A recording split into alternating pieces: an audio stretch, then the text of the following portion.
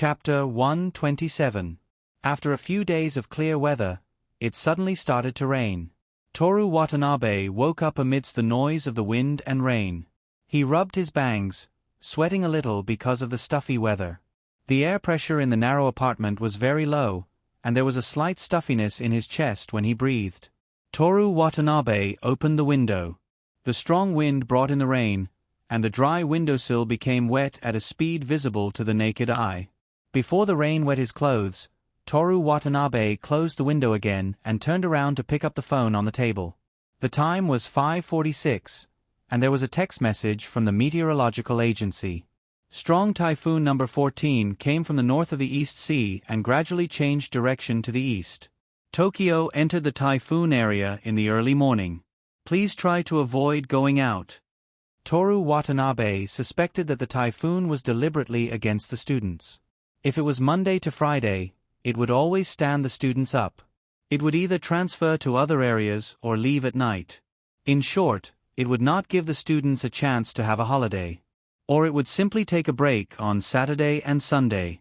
However, judging from the progress of the Human Observation Department's movie production, this was the best arrangement. He hoped that the classes and clubs that were preparing for the cultural festival on Saturday and Sunday would stay at home and not rush to school in the storm. Is this also the will of God, Kiyono?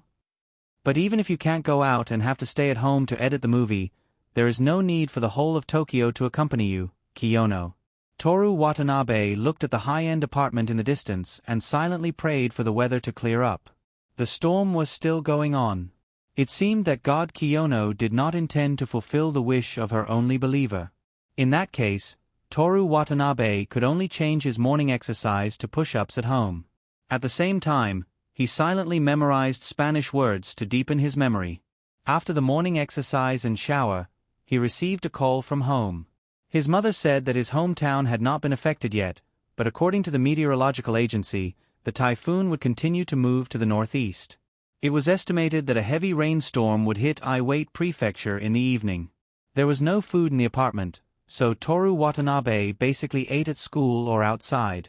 He read at home until noon and was so hungry that he decided to go to the convenience store in the rain.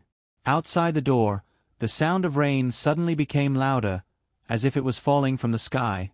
Toru Watanabe's broken umbrella, which he had bought from a convenience store, died in less than 3 seconds.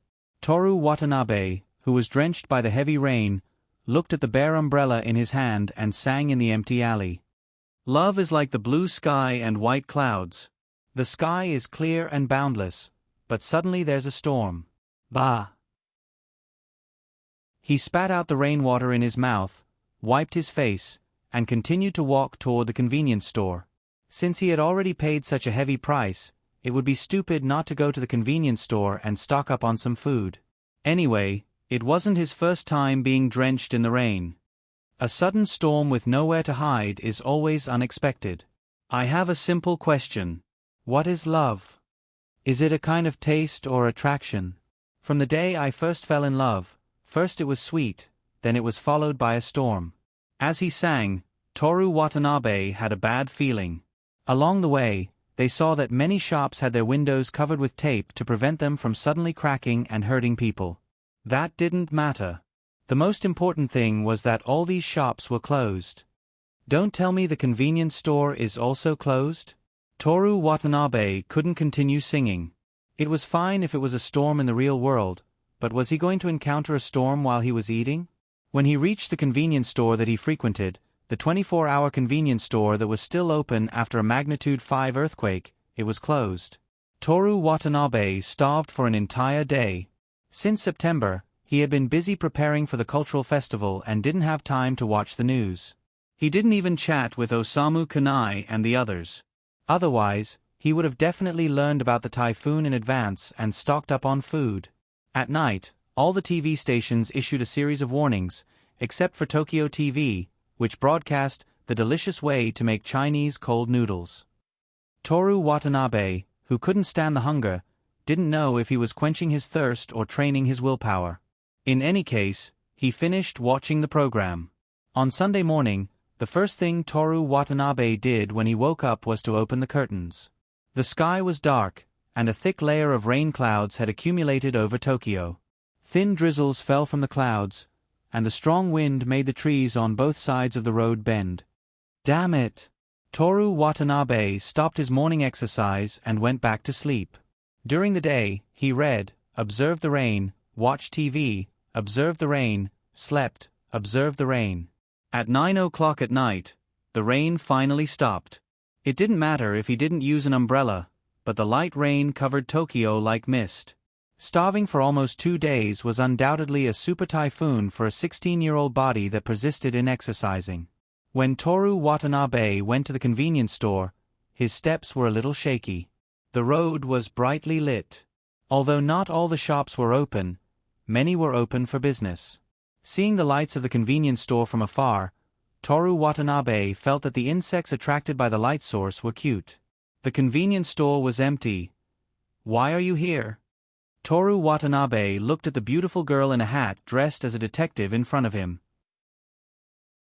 The girl's action of putting 2 boxes of lunch into the shopping basket paused, and then put 1 box back as if nothing happened.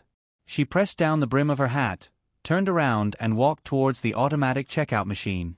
Hey! What are you doing? Rin Kiyono turned around in dissatisfaction, and said with a sharp tone, "Can't you see that I don't want to say hello to you right now?" Toru Watanabe looked at her up and down. Rin Kiyono turned around, vigilantly protecting the shopping basket. Who would rob that kind of thing? She didn't even pay. Don't tell me you were so busy that you didn't know about the typhoon? And then starved for 2 days? Toru Watanabe guessed. Do you think I'm you? Then why did you take 2 boxes of lunch? Because the girl's eyes sent a chill that said, "I'll kill you if you say it again." Toru Watanabe chose to stop before going too far. He changed the topic. Then you knew about the typhoon? Why didn't you tell me? I was completely and clearly starved for 2 days. I didn't know. Rin Kiyono said in a tone that sounded like she was blaming herself. Then what did you just say? Do you think I'm you? What I meant was, I didn't stupidly starve for 2 days like a certain someone. At least I ate some fruit. You bought the fruit by chance, right? That means you didn't prepare any supplies for the typhoon. If that's the case, I don't understand why you're acting like you're so great. Goodbye. Rin Kiyono turned around and prepared to pay. It's okay to take another box, I won't tell anyone, and I won't laugh at you. Despite Toru Watanabe's words, the girl still didn't stop walking. Instead, she turned around and went to the snack section. Girls are really sly. Obviously, they can eat a lot, but they say that snacks and desserts are in another stomach. Boys who are confused by such cute words are all idiots. Although Toru Watanabe prided himself on being able to see through girls, he still chose to keep his mouth shut. Everyone, this isn't cowardice, it's just judging the situation. Whether it's the current secretary's job, or the future prime minister's job, this is a necessary skill. While he was letting his imagination run wild, Toru Watanabe had already chosen 2 boxes of lunch, fried pork chops and eel rice, and then bought wheat tea and rice balls. When it was time to pay, Rin Kiyono happened to be in front of him. Rin Kiyono put the barcodes of the products one by one under the machine. She happened to notice that Toru Watanabe only had 2 boxes of lunch in his basket, and her movements suddenly stiffened. Toru Watanabe, who didn't notice, asked about the cultural festival. Is the movie edited? Rin Kiyono was silent. Toru Watanabe only thought that she was angry about what just happened, and said disapprovingly, "If it's done, send it to me tonight." Rin Kiyono paid the bill and moved aside. Toru Watanabe stood in front of the machine, scanned the barcodes one by one, and stuffed a $10,000 bill into it. When the change fell, he grabbed it and stuffed it into a plastic bag. Outside the convenience store, the hot weather from a few days ago had turned cold, and the wind messed up his hair. It was a bit cold without a jacket. Toru Watanabe looked at Rin Kiyono, who was standing at the door, and asked doubtfully, "Waiting for me?" Rin Kiyono hesitated for a moment, then nodded. "What's the matter?" Toru Watanabe took out a rice ball from the plastic bag and ate it in big bites. Rin Kiyono looked at the rice ball in his hand. "Movie, it might be too late. Ah, it's really a storm in all kinds of senses. Toru Watanabe took another bite of the rice ball. Although she was a bit curious about how a boy could eat so much in one bite, Rin Kiyono asked in surprise, "You're not angry?" "You tried your best." Toru Watanabe stuffed the rest of the rice ball into his mouth, crumpled the packaging into a ball, put it in the plastic bag, and took out the wheat tea. As he unscrewed the cap, he continued, "I was the one who suggested making the movie, but the most important work was thrown to you, so I'm not qualified to criticize you. There's one thing I have to explain clearly." Rin Kiyono's eyes stopped on his bobbing Adam's apple. "If it weren't for the fact that I didn't have enough food in time, I would have edited the movie already. You can't do anything without eating, and I didn't exercise today." Toru Watanabe screwed the cap. Then, "Please let me help." Rin Kiyono looked at him in surprise. She stayed to ask Toru Watanabe for help. But she was used to doing everything alone, and it took a certain amount of courage to ask for help when she had already said that she could solve the problem. "I didn't expect you to be so gentle. I thought you would take the opportunity to laugh at me." Rin Kiyono subconsciously ran her fingers through her hair, but when she raised her hand, she realized that she had stuffed all her hair into her hat today. "No, I'm not gentle at all. I'm only like this to you, Kiyono-san. What's with the student council president and the aquarium?" Okay, I'm actually very gentle." Toru Watanabe could only admit it. It couldn't be helped, as he was the male lead, even if I Wait Prefecture to Tokyo, 400 kilometers, wasn't a light novel. Qingyi Rin stroked the corner of his mouth and smiled. "I don't hate this side of you. Have you fallen in love with me?" "I hate this side of you. Let's talk about the movie." Rin Kiyono thought for a moment. "Come with me." The two of them walked through the misty rain and headed towards Rin Kiyono's high-end apartment. The puddles on the road reflected the colorful neon lights. After the typhoon, what was left was a comfortable silence. When they arrived at Rin Kiyono's apartment, Toru Watanabe felt that the air was much better. His own rented apartment was stuffy and hot, and there was even the smell of rain. The air outside the streets couldn't compare to the air that rich people breathed after being purified by a high-grade air purifier. Not to mention, there was still a 9-point charm in the air. Rin Kiyono took off her hat, and her black hair was tied up with a milky white hairband. She also took off her detective uniform, revealing the white short-sleeved shirt inside. Before they started work, the two of them decided to eat first. "How much have you finished?" Toru Watanabe ate a delicious eel. "Half." Rin Kiyono also ate her lunch in small bites. "That's pretty fast. Originally, we could have finished everything in 2 days, but now there's only half left. With the two of us, we can definitely finish it by tonight. This speed is because I've been reading related books since the beginning, and this is a movie we're shooting, so we don't need special effects. You've done your best. Who knows about the typhoon?" Toru Watanabe comforted her. "Thank you." Rin Kiyono nodded. "But now is not the time to find excuses for failure. We have to find a way to solve the problem. At this time you just need to sleep, and then ask aliens, people from the future, or people with superpowers. When you wake up tomorrow morning, you'll find that the movie is not only edited, but also has its own special effects." Rin Kiyono glanced at him. "What nonsense are you talking about?" "Nothing. Have you thought of a way?" "That's why I asked you to help me edit part of the movie. I'll give you the storyboard draft, and you'll edit the scenes I want from a large number of scenes according to the storyboard." "I don't know anything." "Don't worry, I'm just in case. I'll edit my part as quickly as possible, and then I'll edit your part. Actually, you still plan to do it all by yourself, right? You're just worried that if you don't have enough time, you'll only have enough time to edit your part. At that time, no matter how bad my editing is, it's better than nothing." Rin Kiyono nodded. "That's right. At least refute the 'no matter how bad the editing is' part. Beautiful minister, even if it's just a verbal encouragement, I'm willing to work overnight without any pay. As for the payment, I've already prepared it for you." Rin Kiyono walked towards the kitchen. What kind of coffee do you want to drink? Kiyono-san, you're just like a zookeeper feeding pigs. Ah, please don't worry, at least I won't sell your meat, and of course I won't eat it. That's not important. Please explain the part that you're going to kill. Otherwise, I won't dare to accept your payment. Black coffee. Rin Kiyono stood on tiptoe and rummaged through the cupboard. I recommend this. It's the best refreshing, and it's not high in sugar. Up to you. Toru Watanabe glanced at the snow-white soles of her feet. There were no traces of calluses. There was a reason why her stamina was only 3. As they drank their coffee, Rin Kiyono explained the storyboard to Toru Watanabe. After that, she ignored him and focused on her own work.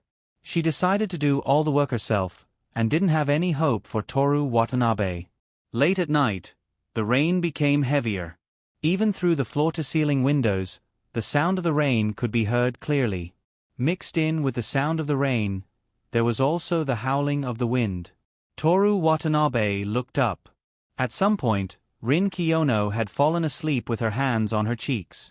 With 3 points of stamina and not eating for 2 days, she still insisted on working under such circumstances. She must have slept less than 4 hours last night. Toru Watanabe stretched lazily. There were only 2 people in the room, and the girl was still asleep. It was raining outside. It was time to do that. Kiyono-san? Miss Kiyono? Kiyono? Rin. Lin-chan? Rin Kiyono moved when he called the last name. Lin-chan, wake up. What did you say? Rin Kiyono opened her eyes. He couldn't tell if she was grumpy or not, but she had a bad temper. Toru Watanabe quickly distanced himself. No, nothing. I'm going back. Rin Kiyono woke up immediately. She sat up straight and looked at the floor-to-ceiling windows. The sun had just risen, and the glass of the skyscrapers reflected beautiful rays of light. She rubbed her forehead and sighed deeply. You should have woken me up. Didn't I already wake you up? Now's not the time to joke. Rin Kiyono's tone was full of helplessness. Don't ruin the good mood this morning. Today is the cultural festival. You should be happy. Rin Kiyono didn't say anything. She woke up the sleeping laptop with the mentality that she could salvage as much as possible. Then, what's going on? She watched the smooth playback of I Wait Prefecture to Tokyo, 400 kilometers, in shock. Every scene was beautifully edited. Didn't I tell you? For this kind of thing, all you need is a good night's sleep. People from the future, aliens, or superpowered people will come to help. Rin Kiyono glanced at the grinning Toru Watanabe. Are you from the future? Or are you an alien or superpowered person? Neither. Please allow me to introduce you. Toru Watanabe, 16 years old, unmarried, a villager of Iwate Prefecture, the only believer of God Kiyono. In order not to disappoint God, he has paid a heavy price many times. A heavy price. Don't say it. Toru Watanabe sighed. Kiyono-san, if you do something wrong to me in the future, I might kill you out of heartache. Weren't you the one who suggested the movie? I'm the one who paid a heavy price for you. You better not do anything wrong to me. I will definitely kill you. Rin Kiyono was in a good mood. She smiled. Are you scared? Yes. Let's go. You're chasing me away just like that. I'm going to take a shower. Do you want to stay and join me? Rin Kiyono stood up and stretched. It's not impossible. Come on. If you don't dare, Toru Watanabe is a puppy. Toru Watanabe would be an idiot to fall for it. He took the garbage he ate last night and quickly slipped away. Rin Kiyono stood in front of the floor-to-ceiling window and waited for a while. When she saw Toru Watanabe yawning and starting to run, she smiled and walked into the bathroom. Chapter 128. He had arrived earlier than usual, but when Toru Watanabe walked into the classroom, he realized that he was the last to arrive. Watanabe, you're slacking off. Osamu Kunai raised his hands and said in a loud voice, "Today is the first day of the cultural festival." "It's the cultural festival. You can't be so listless." Keisuke Saito held the cultural festival activity guide, rubbed his chin, and said, "Should we go to the maid cafe first, or go to the fashion research department to watch the model performance?" "I don't want to think about anything right now. I just want to sleep." Toru Watanabe hugged his backpack and leaned on the table, weakly responding to the two overly excited people. "No, no, no." Osamu Kunai shook his head exaggeratedly. "Tell me honestly, where did you go last night?" "This is a secret that can't be told," Toru Watanabe answered in a tired voice.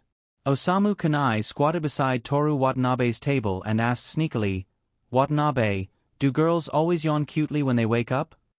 "Ah. Where did you hear that? What's it like?" "Usually, they're not in a good mood. It's not cute at all. Don't talk to me first. Let me sleep for a while. Wake me up when the opening ceremony starts." Toru Watanabe turned his face away and continued to sleep.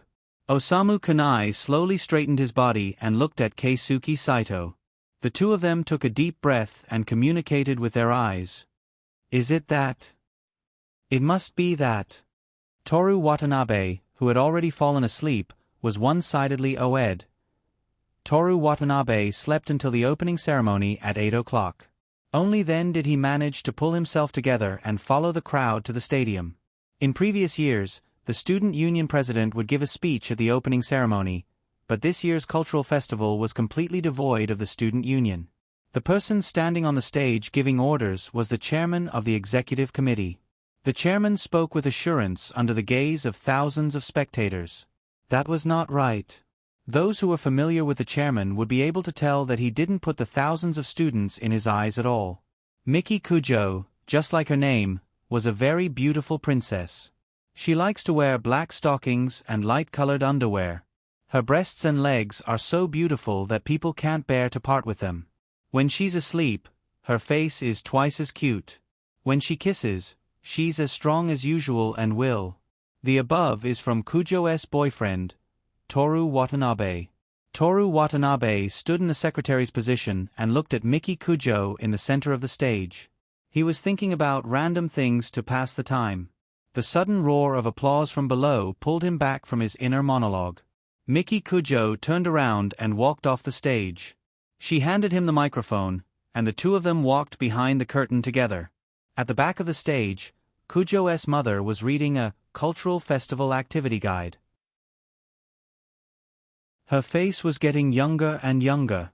If it wasn't for her upper-class hairstyle and her elegant kimono, she would have looked almost the same age as Aona Koizumi. "Mother, are we going to see it now?" Miki Kujo asked. Kujo's mother thought for a moment and said, "No, I want to walk around first. The last time I participated in a cultural festival was more than 10 years ago." "Then Watanabe and I will accompany you. I still have something to do." Toru Watanabe interrupted. "What is it?" Miki Kujo turned around and looked at him with her beautiful eyes. "Give out flyers to promote I Wait Prefecture to Tokyo." "Don't do that kind of boring thing. You and I. Let Kun Watanabe go." Kujo's mother interrupted her daughter. "Stay with me for a while. When Kun Watanabe is done, you two can have fun together." "What's so fun about a cultural festival for high school students?" Miki Kujo twisted her mouth and said disdainfully. "You're a high school student. How do you know if it's fun if you don't play? I'll call you when I'm done giving out flyers." With that, Toru Watanabe walked toward the exit. At the door, he suddenly remembered something. He turned around and said, "Right, there's a performance at 10 o'clock. Remember to come and see me." Miki Kujo crossed her arms and didn't say a word. Instead, it was Kujo's mother who kindly smiled and nodded at him. Rin Kiyono was responsible for printing the movie flyers. The two of them agreed to meet at the Human Observation Department. On the way to the activity classroom, some people were giving out flyers, some people were holding up billboards, and some people were wearing doll costumes. Everyone was using their own methods to attract customers. After crossing thousands of rivers and mountains, and wading through the crowd, Toru Watanabe finally arrived at the activity classroom. Before he could sit down and take a breather. School gate, school inside, you choose one. Rin Kiyono gave him half of the thick flyers in his hand. With my reputation, I can only choose the school gate. Rin Kiyono laughed happily and taunted, I almost forgot, you're a scum who hits girls. If even you say that about me, I might as well commit suicide at Shiya Station. Before that, remember to finish giving out the flyers. Are you looking down on me? I'm a professional at giving out flyers. Toru Watanabe looked like he was reminiscing about the past. Before I went to Imperial Tea, I was known as Shinjuku's second chome little prince, when it came to distributing leaflets. Rin Kiyono stuffed the flyers into his arms, picked up his own and walked out of the classroom. You're just good looking. That's where you're wrong. Toru Watanabe caught up with the flyers. Looks only account for 100%, the remaining 900% depends on self-confidence. What nonsense are you talking about? Ramen to fight Zaroon. The conversation ended here. It was one-sided. Whether it was his face or his self-confidence, in short, Toru Watanabe finished giving out the thick stack of flyers in less than 15 minutes. This was because there were too few people who came to Kamigawa to participate in the cultural festival. If it was in Shinjuku's second chome, it wouldn't take more than 5 minutes to give out the flyers. Toru Watanabe could say without hesitation that he was indeed the prince of giving out flyers, a person who could survive just by giving out flyers. Before meeting up with Osamu Kanai and the others, he first went to the sports field that had been turned into a shopping street to report to Rin Kiyono, in case she came to help after giving out the flyers and couldn't find him and misunderstood that he had slipped away in advance. In the middle of the sports field, there stood a large teddy bear. It held a semicircular banner that said, Kamigawa Cultural Festival, which was the work of the handicraft department. Rin Kiyono stood under the teddy bear.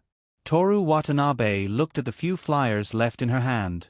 If he came a little later, the two of them might have met on the road. You're already done? Rin Kiyono asked. Toru Watanabe didn't answer her. As expected of you. He nodded approvingly.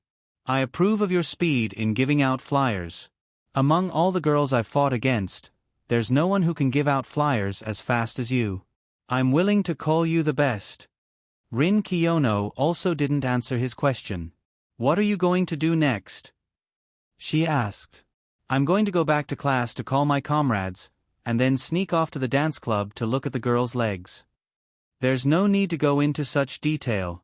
Wait, Kiyono-san, if you don't say lies, there will be people who will really think that I'm going to do such a thing.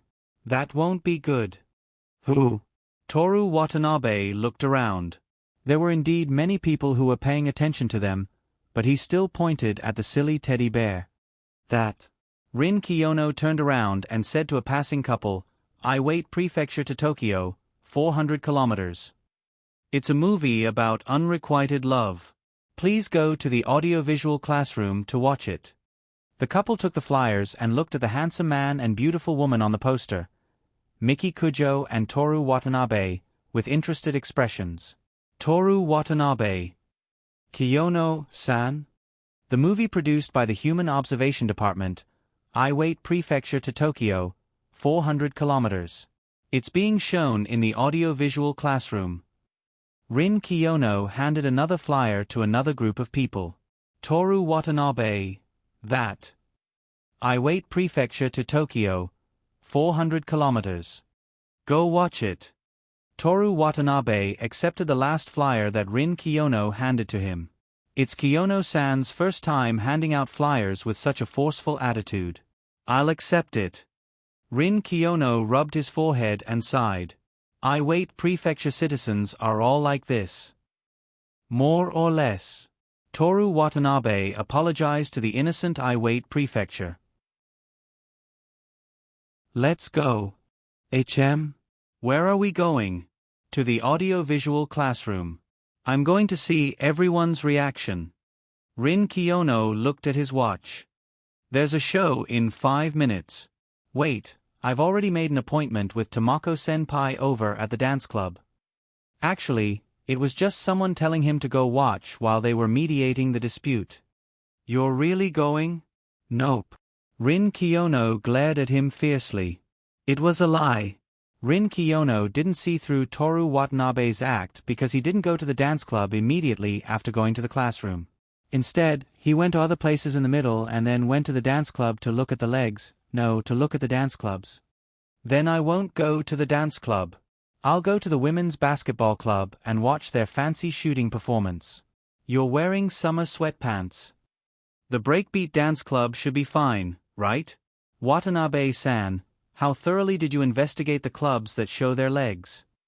The dance club's parade performance. If you want to go, then go. No, I'm not going. Is that so? Toru Watanabe did consider whether or not he should go to these clubs to take a look, but it didn't matter now. On the way to the audiovisual classroom, Toru Watanabe sent Miki Kujo a message. He told her about how he went to watch a movie with Rin Kiyono after handing out flyers at the school gate. Got it. When they arrived at the audiovisual classroom, Kujo and her mother were already waiting at the door. When Rin Kiyono greeted Kujo's mother, Toru Watanabe walked to Miki Kujo's side and whispered in her ear, "You pretend you don't care, but you actually care a lot." Miki Kujo narrowed her eyes and looked at him meaningfully. If she wasn't afraid of scaring Toru Watanabe, she would have already broken his legs and dragged him to her side when she received the message. Don't worry, Kiyono and I only have friendship, Toru Watanabe promised. Friendship? Miki Kujo was so angry that she snorted. She couldn't control her emotions, so she put her hand on his abdomen and forcefully twisted it. Ouch, Toru Watanabe gasped. He quickly put his hand on Miki Kujo's waist and pulled her closer. The two of them were very close so that she couldn't exert force. Miki Kujo could only withdraw her hand. Just as she was about to make a mental note of this, she noticed Toru Watanabe's smile. She pulled Toru Watanabe's tie and whispered in his ear, "Come to my place tonight." Toru Watanabe's smile froze. You two have to pay attention to the occasion even if you're being sweet. The two of them looked over. Kujo's mother was looking at them dotingly. On the other side, Rin Kiyono glanced at the two of them hugging each other. Let's go in, it's about to start. Toru Watanabe quickly let go of Miki Kujo and adjusted the position of his tie. The four of them entered the audiovisual classroom. There were many people sitting inside. It was very similar to the current social scene.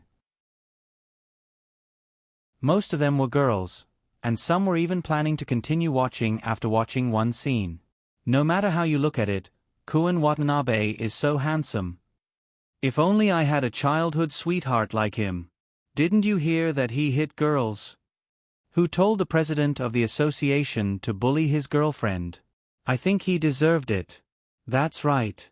A boyfriend who doesn't help his girlfriend when she's being bullied doesn't need to exist.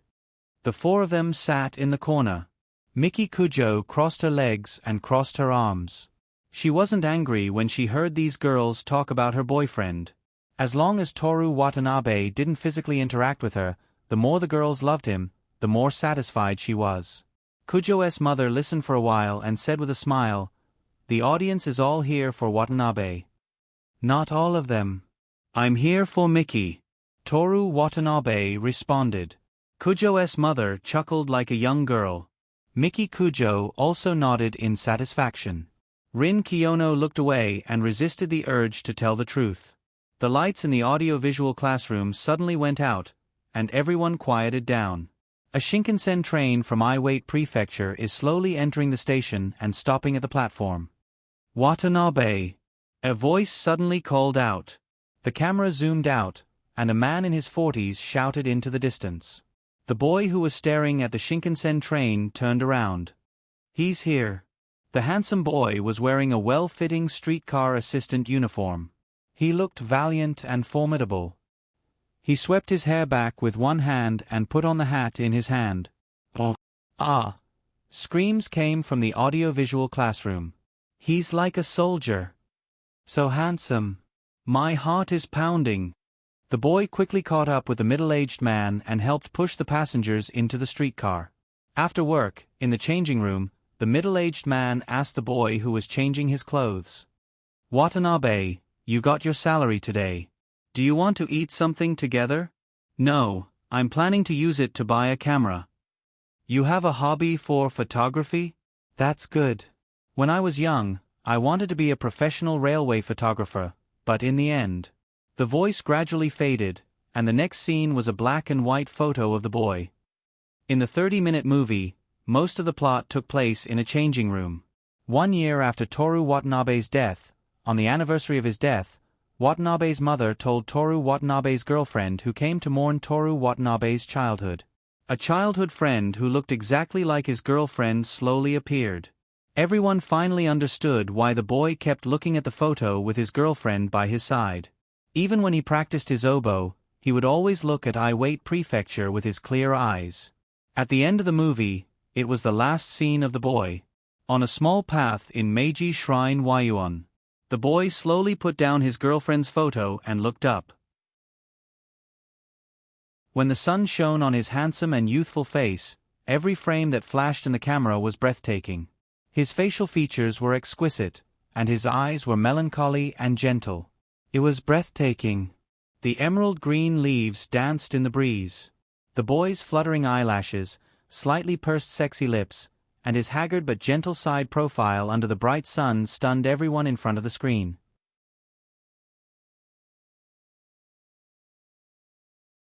Chapter 129. Toru Watanabe was the one who wrote the activity application form for the Human Observation Department. He clearly remembered that in the column Specific Activities, he wrote, "Tickets, 200. Should be able to make a lot of money." He looked at the director with such eyes. Because the movie was praised by everyone, the faint smile on Seino Rin's face slowly stiffened under everyone's gaze. She stared at Toru Watanabe fiercely, as if to say, "There should be a limit to your shallowness." She turned her head away and continued to enjoy the eager expressions of the audience. Toru Watanabe retracted his gaze and looked back at the screen.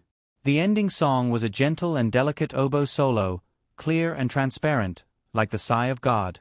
The staff scrolled through the list. The background was the heroine overlooking the Tokyo Bay at night. Sponsor, ASJ Photography Equipment Store, Collaboration, Kyoto East, Tokyo Station, Kanagawa High School, Meiji Shrine Waiuan, Supervisor, Rin Kiyono, Special Reminder. This story is purely fictional, and has nothing to do with actual characters, groups, or other inherent nouns or phenomena. If there is any similarity, it is purely coincidental.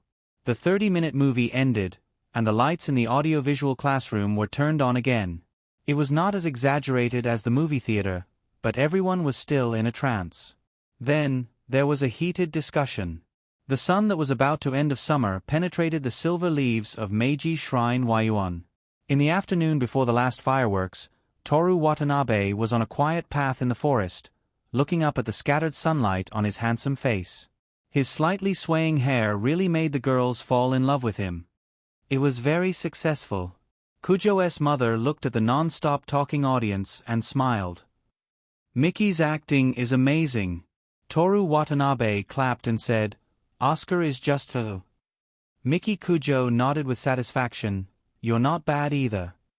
No, I'm just a vase. In terms of acting, I'm not even worthy of carrying your shoes. If you want the job of carrying my shoes, you can do it any time." 9 beautiful women gently swayed their long legs. At the end of their black stockings, their indoor shoes hung on their toes, as if they were about to fall off. Seeing Toru Watanabe's dumbfounded expression, Rin Kiyono couldn't help but chuckle. Toru Watanabe quickly took the opportunity to change the topic. "Kiyono's supervision is also very good, whether it is the script or the shots, they are very professional." Ching Yi Rin's smile faded as he brushed his long hair behind his ear and put on the aura of a supervisor. "Thank you, but no matter how much you flatter me, I won't let you touch my shoes." "Ah, does Watanabe-kun have such a hobby?" Kujio's mother pretended to be confused and asked. Toru Watanabe pursed his lips, looked at the ceiling of the audiovisual classroom, and couldn't say anything. The 4 got up and left, because they sneaked in and used the staff passage, they didn't have to worry about being surrounded by fans. Out of the audio-visual classroom, they came to the colorful corridor. Just in time, the performance of the blowing section is about to start. Toru Watanabe looked at the dark glossy dial on his wrist. Let's go together? I heard from Miki that you're very good at playing the oboe. I want to hear it. Kujo's mother said with a smile. Toru Watanabe looked at Miki Kujo, who had her arms crossed, and smiled. I originally wanted to be humble in front of the elders, but since Miki said so, I have to be good. Kujo's mother laughed very happily, her hand covering the corner of her mouth like a lady. Glib-tongued. Miki Kujo rolled her eyes at Toru Watanabe. If you disappoint mother later, you'll suffer tonight. Consultant Kiyono, help me testify. Kiyono nodded and said, Watanabe classmate is a terrible person, to the point of being incurable, but I have to admit, he is indeed extraordinary in orchestral music. How am I terrible? Rin Kiyono glanced at Toru Watanabe, who was unconvinced. Are you sure you want me to say it? No, thank you. Toru Watanabe's speed of admitting defeat with his eyes was first class. It's almost time, let's go. Kujo's mother looked at her daughter with a mocking smile. Miki Kujo's mouth pulled into a cruel arc, smiled and said, Yes, let's go. Toru Watanabe faintly felt that something was wrong, but now was not the time to think about it. He led the way in front, and the four of them first went to Year 1 Class 4, where his oboe was still in the classroom. Kuan Watanabe, what's the activity in your class? Kujo's mother asked. Perform an original play. You must be the male lead, right? My classmates recommended me to be the male lead, but I refused. I only want to be the male lead for Miki. Toru Watanabe didn't care about what went wrong just now, he just wanted to show his loyalty. Kujo's mother looked at her daughter. Miki Kujo's attitude was non-committal, and asked, Original play? What kind of play is it? It's not very good. What's the reason? Qing Yilin asked. I've read the script. The first sentence is, Spring has come, the snow is melting, and the sun seems to be warmer. On the way home, I saw the cherry blossoms of the Black Eye River budding. Toru Watanabe said. Is there a problem? Kujo's mother was puzzled. Spring, cherry blossoms, it's too vulgar. If it's between a man and a woman, the woman will probably notice the man's intentions at first sight. In our era, people express their feelings at the beginning like this. Kujo's mother said with a smile. Outdated. Outdated. Toru Watanabe shook his head exaggeratedly. Oh. Kujo's mother asked curiously, then how did you express your feelings to Miki? Nothing special. Toru Watanabe's words made Kujo's mother even more curious. What's wrong? Miki, why don't you tell me? Miki Kujo showed an uninterested expression and said, during the exam, he suddenly ran to the courtyard and shouted something like, in front of Kamigawa, in front of Shitani Station, in front of everyone, I like you the most. Ha ha ha. Kujo's mother couldn't help but laugh. There really wasn't spring and cherry blossoms. Hey, Miki, why did you say it out loud? You don't have to remember it so clearly. No matter how much he tempered himself with that memory, it was too embarrassing for Toru Watanabe. Rin Kiyono's soft cherry-colored lips moved, but she didn't say anything in the end. When they arrived at Year 1 Class 4, the students in the class were busy making the final preparations for the play. What's going on? Why are there still people with makeup? Where's the prop team? Hurry up and check the props again, we can't miss anything. Those people over there. If you have nothing to do, go outside and get customers, don't cause trouble here. Have you put up the promotional posters yet? Toru Watanabe felt that this was the atmosphere that high school students should have for a cultural festival. Their human observation department's methodical approach, eliminating the typhoon and surpassing the standards at the end, seemed out of place. After looking around, he couldn't find Osamu Kunai and Keisuke Saito. He didn't know if they had snuck off to play, or if they had been sent by the girls to distribute flyers. After he picked up his oboe, the four of them walked in the direction of the gymnasium. Kanagawa High School's gymnasium was extremely large, and it was basically a proper basketball court. Rin Kiyono and Toru Watanabe went backstage to prepare. Kujo and her mother sat in the new seats that the principal had specially added for them. That old man usually restrained himself a little when he was around Miki Kujo, but when he saw Kujo's mother, he completely displayed the style of a capitalist lackey and blatantly tried to give her special treatment. If it weren't for the fact that he was Kujo's lackey, when Toru Watanabe became prime minister and established the cabinet, he would be the first person to be dealt with. But in reality, if nothing unexpected happened, when Toru Watanabe and Miki Kujo got married, the old man was more likely to be promoted. While waiting for the performance, Kujo's mother and daughter talked about what had just happened. Kun Watanabe said in front of Rin that he would only be your male lead, so the two of them are probably just friends. Friends. Miki Kujo's gaze fell on the gymnasium's clean and reflective floor.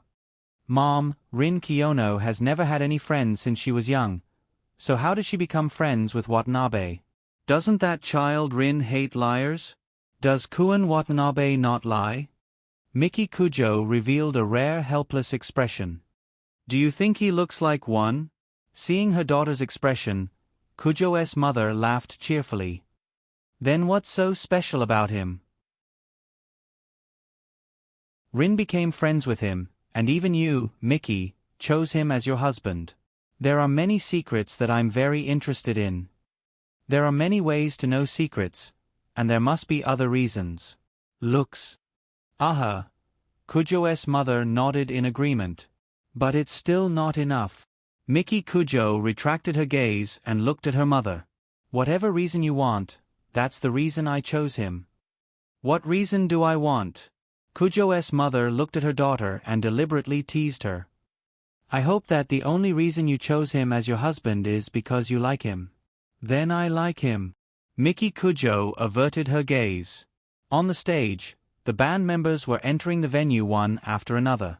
Kujo's mother also looked over and stared at Toru Watanabe, who was holding an oboe in the crowd. Unlike the other members who were nervous around him, he was yawning in boredom, as if he hadn't slept at all last night. This was a truly beautiful young man, and his every move could make a girl's heart flutter. Not to mention, according to the information she had obtained, he was very hard-working and talented. His character was also impeccable. When he had no money, he could endure the hardships of working part-time under the hot sun. When he had money, he never flaunted it, nor did he deliberately make himself suffer. Kujo's mother felt that this young man, Toru Watanabe, had no shortcomings except that he wasn't a Kujo. Miki, those things are indeed important, but for us, it's not a big deal if we can't get them. Mother, I feel that the family is enough for now. What I really want is for you to be happy. Mother, I'm not lying. Kujo's mother finally showed a sincere smile. That's good. Hello everyone, it's time for the band members to perform. The person who was probably the head of the band members held the microphone and said loudly. The stadium was filled with thunderous applause. The Kamikawa High School Band was the representative of Kanto and would participate in the national competition in late October. It was already written on the school's official website. There was also a special mention in the Kanagawa High School Cultural Festival Guide Manual. First of all, the first song, March for Endless Dreams. This is a song with a rich story. Why don't you guess what kind of story it is based on our music? Rin Kiyono, with her long hair tied up, walked up to the conductor's position. When she raised her baton, the stadium was silent, and the sound of the band members breathing into their lungs could be faintly heard. In the next moment, the white baton outlined a beautiful line in the air, and Rin Kiyono's slender fingers waved smoothly. In accordance with her movements, the neat brass sound passed through the walls of the stadium and wandered throughout the Kanagawa High School. The second song, 4 Seasons of Prosperity. The highlight of this song is the oboe solo. In the Kyoto East competition and the Tokyo University competition, Toru Watanabe, who played the oboe in the headquarters, was unanimously recognized by the judges, and even the professors sent out invitations to the University of Arts. There was an uproar below. The University of Arts, also known as the Tokyo University of the Arts, was located near Ueno Park in the Taichung district of Tokyo. It was the only national art university in Japan, and was recognized as the highest education institution in Japan for the cultivation of artists. "Is this true?" Kujo's mother asked. She heard from Miki Kujo that Toru Watanabe was very good at the oboe, but she didn't expect him to be this good. "He didn't tell me about this. Did he want to surprise you?" "I think he forgot," Miki Kujo said casually, but she guessed the truth. "He showed his talent and made you admire him. How can he forget? He prefers to show off his body in bed every day." "Really, there's no need to tell mother about this." There was a 2-second pause. "You mean, Kuen Watanabe is very good?" Kujo's mother looked Toru Watanabe up and down. "Mother, you don't need to know about this. I'm thinking about your happiness." "You're thinking too much." As they spoke, the melody of 4 Seasons of Prosperity began, and the two of them quieted down. First, it was winter, and the cold flute was the main melody, followed by a mixture of sounds like a snowstorm. Winter slowly passed, and before the arrival of spring, there was a brief oboe solo as a bridge. Because of the music director's words, the audience paid special attention to the oboe. Even though there was no sound in the sports hall, they still listened attentively. Like a Western fairy tale painting, a cluster of small flowers slowly bloomed on the wall of a house made of red bricks. The front part was full of green, and the white petals had a tinge of yellow, giving off a gentle and pure feeling. In the oboe's flute-like sound, the audience was greatly moved by the vitality of the plants, and couldn't help but hold their breath. "This is Kuen Watanabe's performance?" After the solo, spring had completely arrived, and in the accompaniment of the blooming flowers, Kujo's mother praised.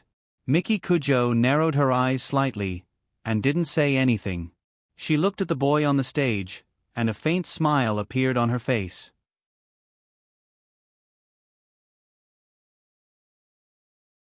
Chapter 130. That's the song list for the Wind Band competition. Next, I'll be performing some of the most popular songs. First of all, the first song is Red Lotus from Ghost Destroyer Blade. I'm sure many of you have heard of this song before. Feel free to sing it. Rin Kiyono waved his baton. "I already know the reason why I can become stronger. Take me with you and move forward." Different from the traditional song, Red Lotus had a much wider audience. More and more people poured into the stadium. 30 minutes of performance time quickly passed.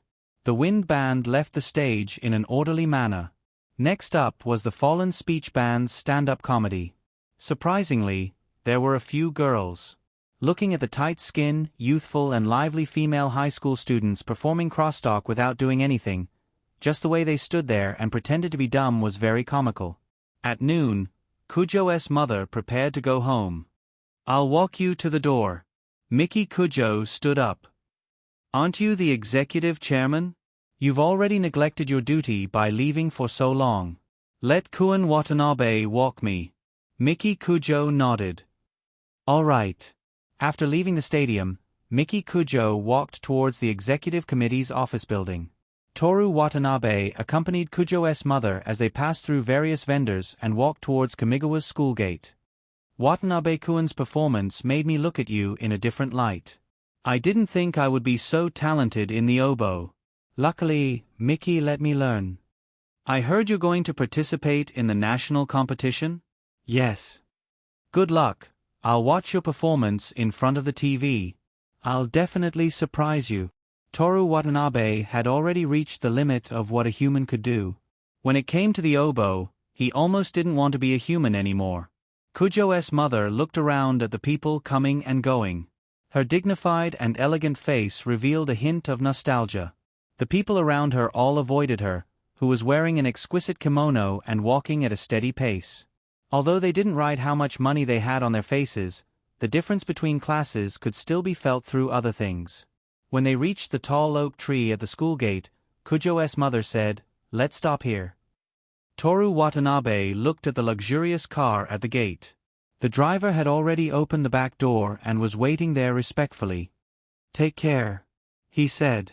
Kujo's mother smiled and suddenly said, "Watanabe-kun, I have a few words with you." "Okay." Women in love are all petty people, Miki is no exception. She's more narrow-minded. Toru Watanabe smiled and added. Kujo's mother's mother smiling. If she did something excessive, then it's your fault, Watanabe-kun. Is my fault? Yes. Kujo's mother said in a joking tone, if other people don't mess with her, she won't care what they do. Only you, Kun Watanabe, she will care about your every move. Only you can make her feel uneasy. Under the green leaves of the oak tree, she continued to say to the silent beautiful boy, please respond to her well, let her feel, you only like her. Don't worry. Toru Watanabe said softly. Kujo's mother nodded with relief. She seemed to be talking to herself, but also seemed to be talking to Toru Watanabe.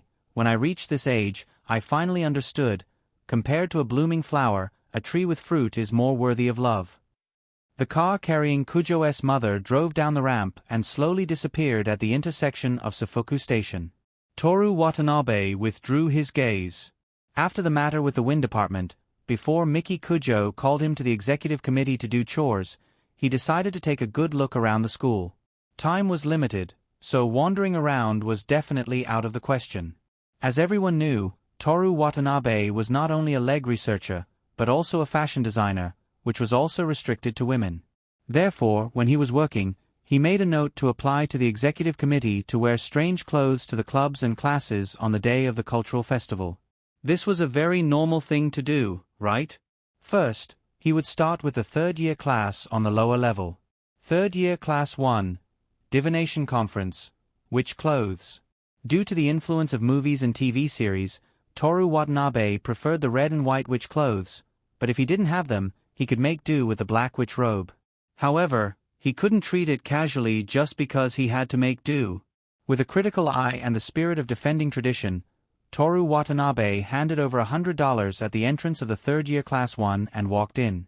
The classroom was divided into cubicles with black cloth, and the windows were completely covered. It was so dark that he couldn't see anything clearly. From time to time, he could hear the sound of a needle turning. The layout was very mysterious. Toru Watanabe walked into an empty cubicle. There was a desk and 2 chairs. The desk was covered with cloth, and the chairs were 2 out of place. It wasn't that he wouldn't pursue the matter, but at least he wouldn't let the witch sit on the chair with the words, Target, Beijing University, on it, right? How could there be a witch with such low standards? Manipulating the President of the United States is what you should be doing. Fortunately, the handwriting already had a sense of age.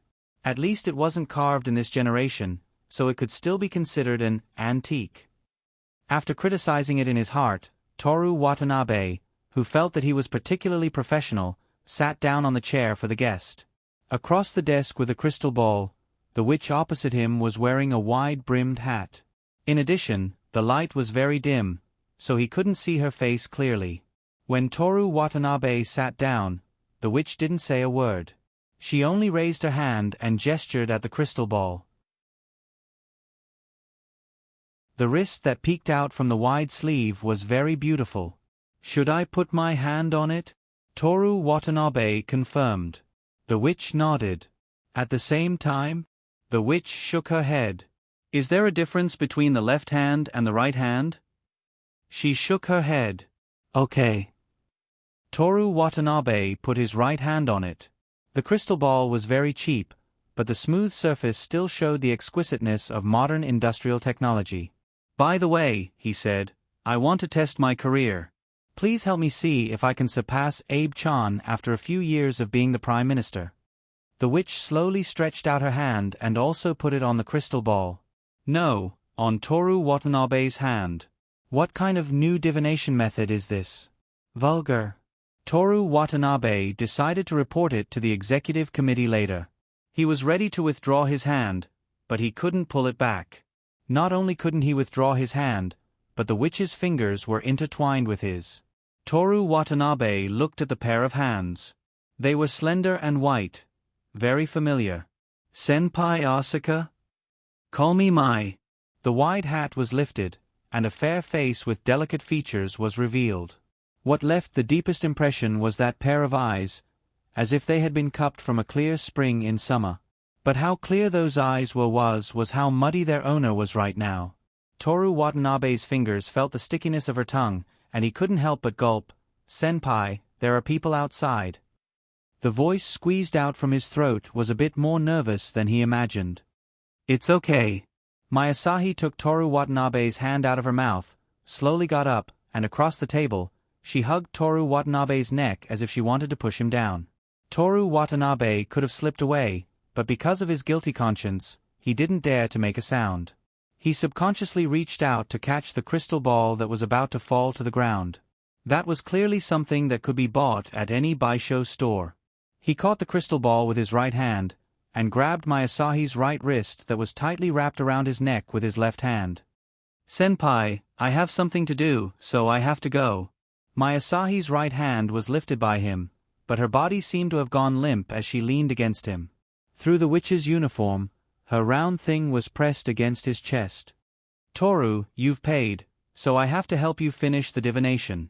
She opened her crystal-clear lips and sucked on Toru Watanabe's Adam's apple. Toru Watanabe pushed her away with his left hand. "Senpai, I have a girlfriend, so I really can't do this kind of thing. I bought another disc recently, and the introduction clearly said, Senpai. Why did it say, Senpai in the end? Help me take a look."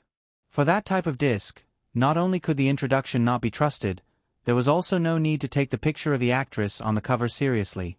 Now was not the time to talk about this. "Senpai, thank you for liking me.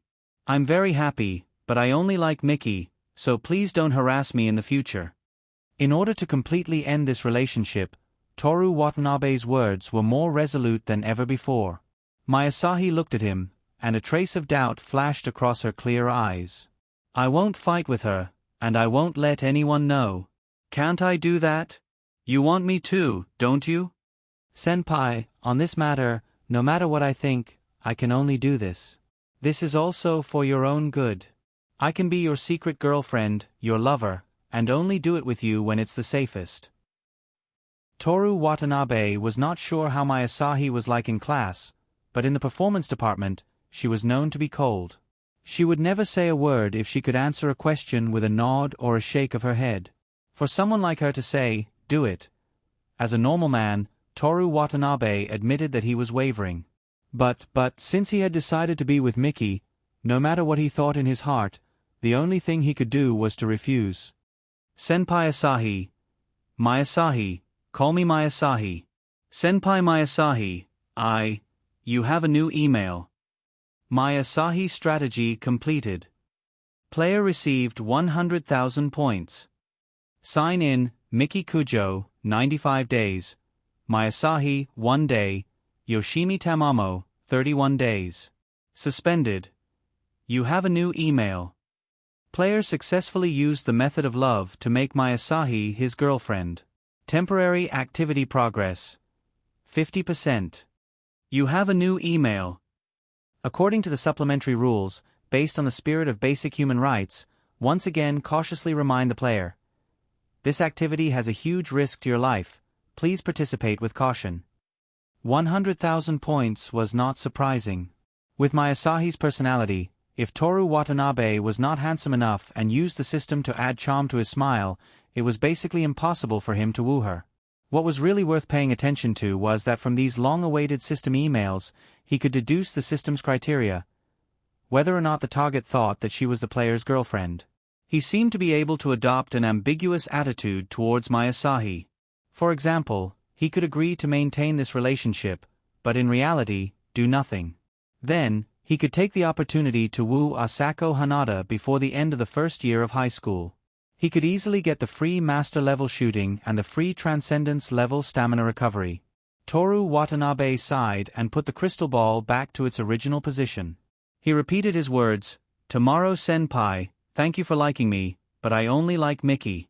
I'm sorry." It was not because it was difficult to woo Asako Hanada, nor was it because he was worried that it would be exposed and his parents would be implicated. It was simply because he promised Kujo's mother that he would seriously respond to Miki Kujo's feelings. He told Rin Kiyono that he would not be a person who did not keep his promises. She was despised by her family and did not have a single friend. Rin Kiyono's persistence in lying made him respect her from the bottom of his heart.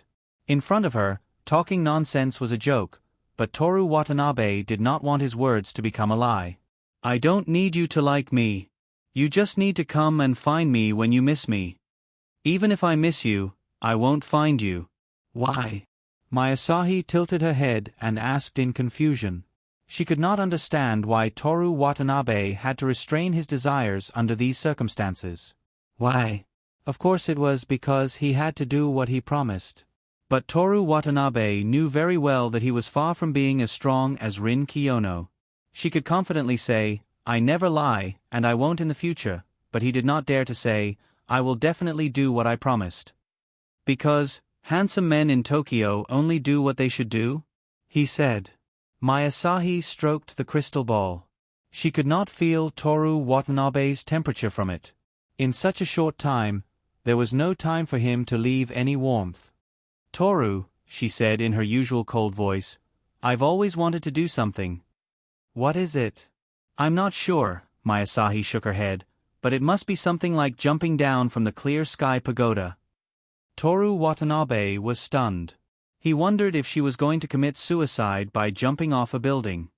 If the mountain doesn't come near me, I'll go near the mountain. Masahi held the crystal ball and whispered to it as if she was talking to herself. Her absent-minded eyes and ethereal tone made her seem like a real Miko. Senpai, no matter what you're going to do, it's not worth it for me. I heard from Yumiki-san that the school is already helping you apply for early admission to Tokyo University of the Arts. In the future, you can even go abroad to further your studies. You can become a very hard-working musician and play the bass horn for the rest of your life. I also often heard Yumiki-san say that there is no right or wrong in love. As long as you think it's right, you can fight for it. Yumiki-san, Toru, Masahi held the crystal ball in front of her chest. I want to declare war on Kujo. What? I want you. Senpai, I already said that I only like Miki. If you don't give me a chance, I'll tell her everything that happened before. Toru, Masahi's clear eyes bloomed with brilliant colors. Jump down from the clear sky pagoda with me. Toru Watanabe lifted the curtain and walked out while rubbing his eyebrows. Where is she? She snuck into the audio-visual classroom again. Was that movie that good? How can we lose a witch? Hurry up and find someone to replace her. At this moment, the bustling culture festival, whether it was the shouting of the students or the chaotic sound of footsteps, all of it sounded particularly ear-piercing. In the end, Toru Watanabe promised Masahi that they would continue their previous relationship in exchange for a promise that she wouldn't tell Miki Kujo anything about them. It sounded pretty good to have a senior sister as a lover who didn't quarrel, fight for power, and work hard without complaint. But, in the end, he didn't keep his promise and lost to Rin Kiyono again. Putting aside the risk, this was indeed no different from jumping down from the clear sky pagoda.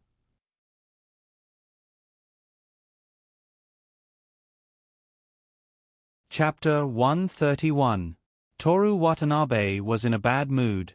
He didn't even go to the maid cafe in Year 2 Class 3. Instead, he went straight to the third floor and went to the Year 1 floor. The people around him whispered to him. If it wasn't for the incident with the student council president and the fact that he had a girlfriend, someone would have confessed to him. Unlike his usual self who deliberately did not smile, in this movie, he would occasionally smile.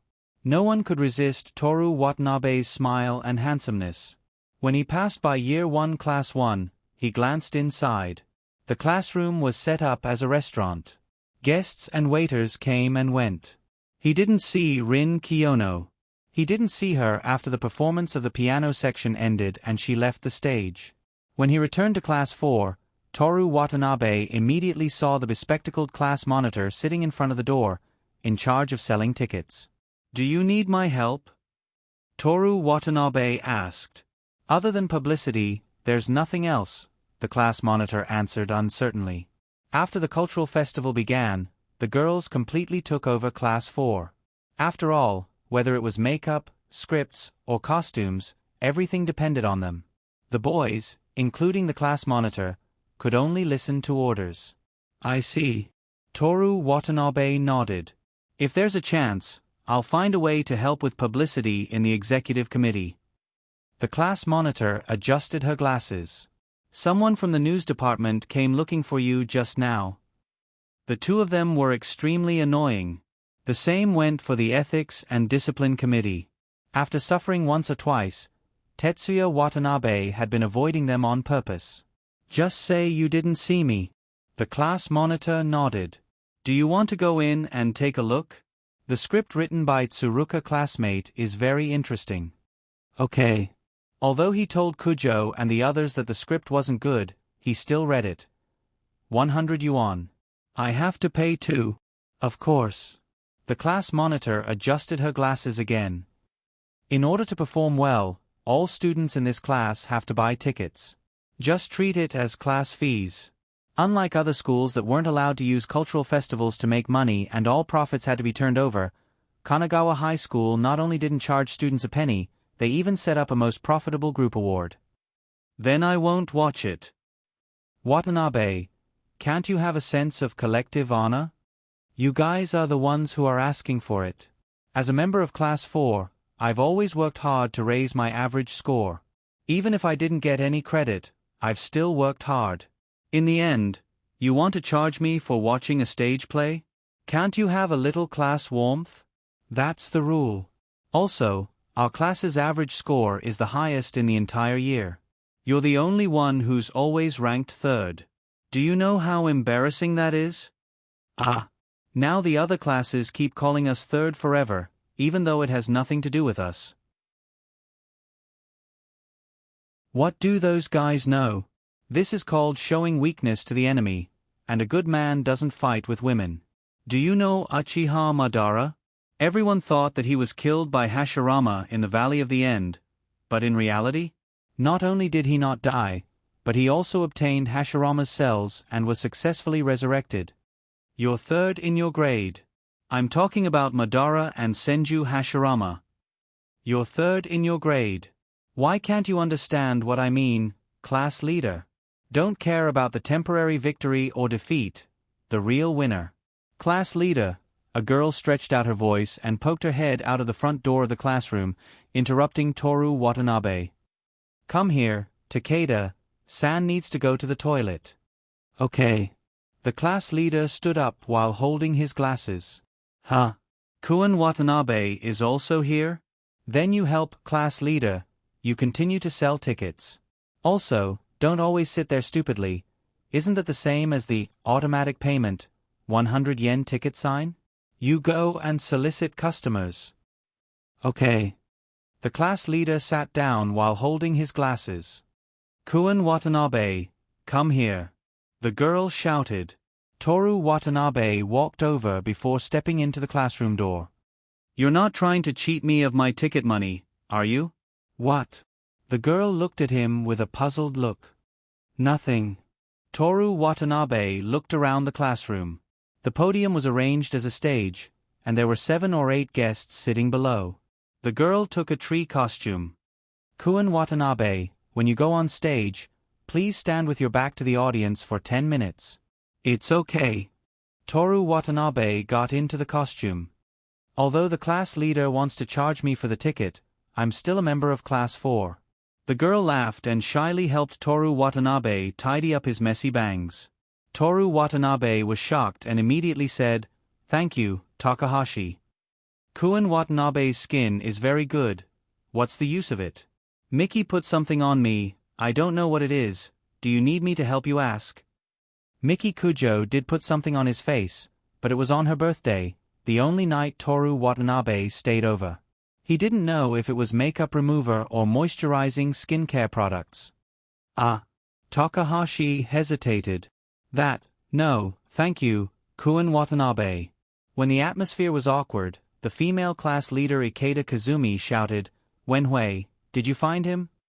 Coming. Takahashi Bunhui hurriedly waved her hand and responded.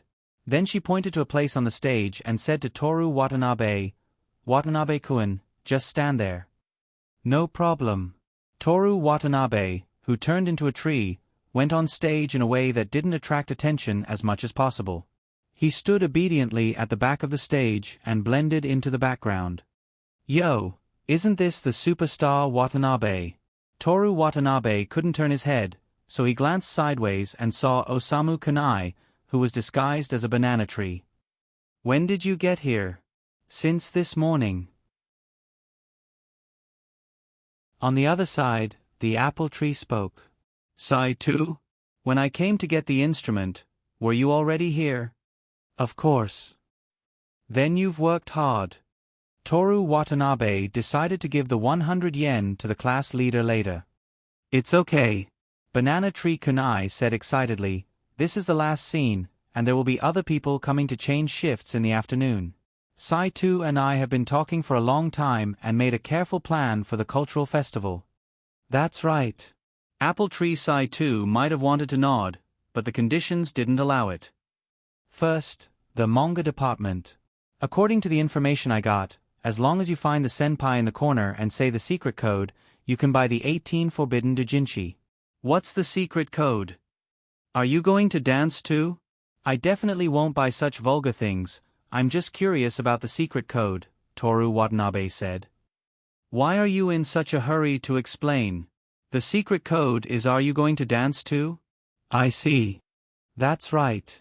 Banana Tree Kanai said, I've been hearing people talking about the movie of the Human Observation Department. Give us 2 internal tickets later. 200 for one. We have to pay 2. Of course.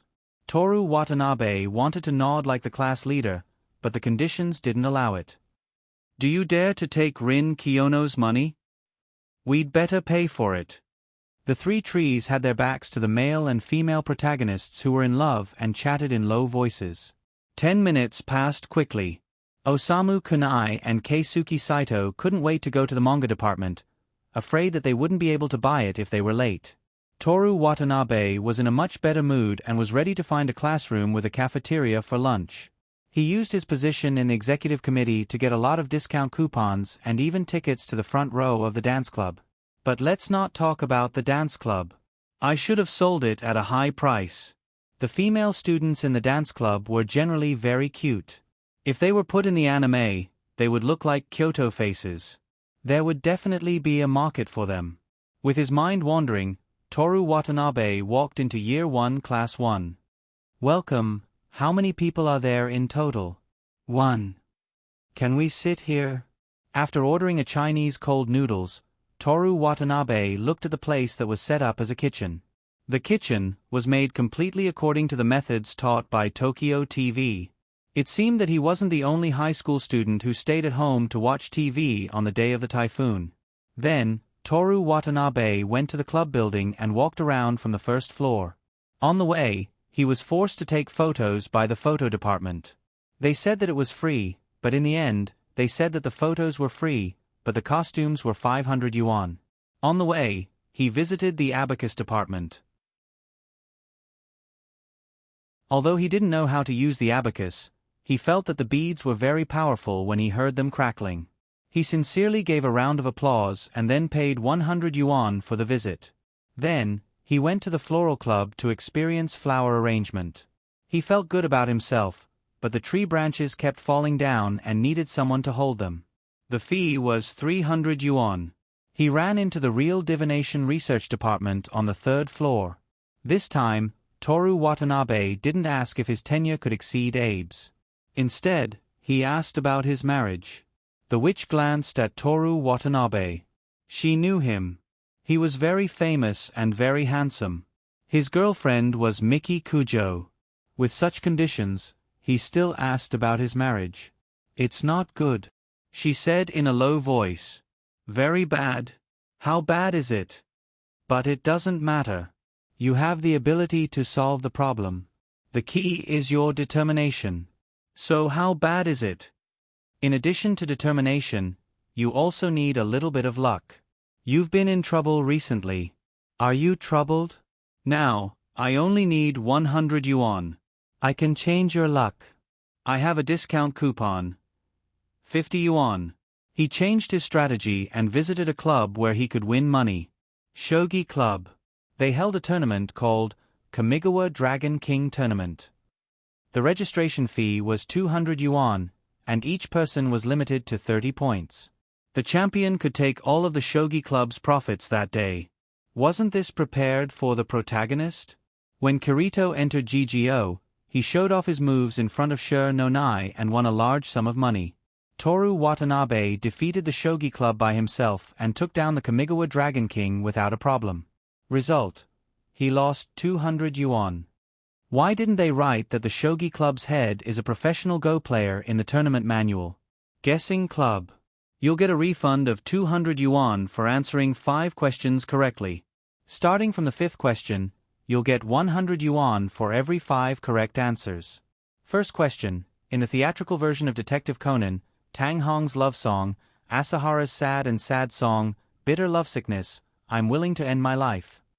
What were the last 2 lines? You call this a guessing game? Result: he lost 200 yuan. By the way, the last 2 lines were, lingering in this world, there's no plan to hide my infatuation. Oh, my life. If I have to lose it, so be it. If I continue living like this, the love hidden deep in my heart will be exposed. Where are you howling for? In the Human Observation Club's activity classroom, Rin Kiyono glared at Toru Watanabe with displeasure. Her eyes were filled with determination. Dora Rin, so you are here. I'm so miserable. Is that so? Rin Kiyono replied half-heartedly. You're being too cold. Do you need me to call an ambulance for you? That won't be necessary. Toru Watanabe pulled out a chair and sat down. It's my heart and wallet that's hurt. Rin Kiyono flipped to the last page of her book. She didn't even bother to say anything. Toru Watanabe noticed the hardcover book in her hand. Judging from the typography, it was probably a classic. I've always had a question. Someone like you, Kiyono-san. Someone like me? Rin Kiyono gave him an unfriendly look. Just a literary girl. I'm praising you. Lies. Toru Watanabe pretended not to hear him and continued. Is it because the literary girl has no interest in Detective Conan and her favorite music is more like old songs? Kiyono-san, do you know Mystic Yonezu and Shino?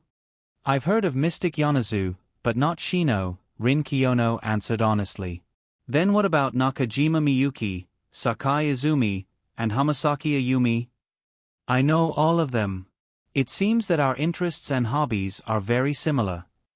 Rin Kiyono was a little curious. Which singer do you like? Matsuda Seiko. Matsuda Seiko? You don't know? That shouldn't be, Toru Watanabe said at the top of his voice. Singing Ah, My Love Has Long Gone with the South Wind. Matsuda Seiko. Rin Kiyono closed the book and buried her face in her hands. Her expression couldn't be seen, only her shoulders were trembling. Are you laughing? Are you mocking me? Rin Kiyono slowly raised her head and nodded with a calm expression. So you like Matsuda Seiko? Don't you go too far. Kiyono, I'm telling you, I've tolerated you for a long time for saying that my singing is bad. Rin Kiyono wasn't angry at all. Instead, she said happily, it can't be helped. Watanabe-san, you sing so badly. Kiyono-san, you have such a sharp tongue. By the way, I like this part of you too. The girl's expression suddenly turned ugly. She rolled her eyes at Toru Watanabe with extreme disdain. She couldn't be bothered with Toru Watanabe. Just as she was about to continue reading, the sound of musical instruments suddenly came from outside the window. It didn't sound like the music prepared for the culture festival. Toru Watanabe listened for a while, then looked at Rin Kiyono and said, They've already started practicing? There's less than a month left until the national competition. They didn't want to worry about anything other than playing. I hope their hard work will pay off and they'll get the gold medal. Toru Watanabe was also moved by the music department's hard work. No one had any reason to blame them for relaxing for the culture festival, but they still insisted on practicing. Many of them were third-year students who were about to take the entrance exam. Rin Kiyono disagreed. There's no holiday for the music department before the competition. For the clubs participating in the national competition, hard work is basic, not to mention the gold medal. You're too strict with them. Aren't you also a member of the music department? No, I'm a member of the human observation department. Even if I die, I'll die in the human observation department's activity classroom. Forget it when you die. You'll only cause me trouble. Hey! Rin Kiyono flipped open her book, ignoring Toru Watanabe. Her pale fingers lightly pinched the footer of the page. Toru Watanabe looked out the window. The sun was setting. The first day of the culture festival was almost over. They'd had enough fun. It was time to prepare for the national competition.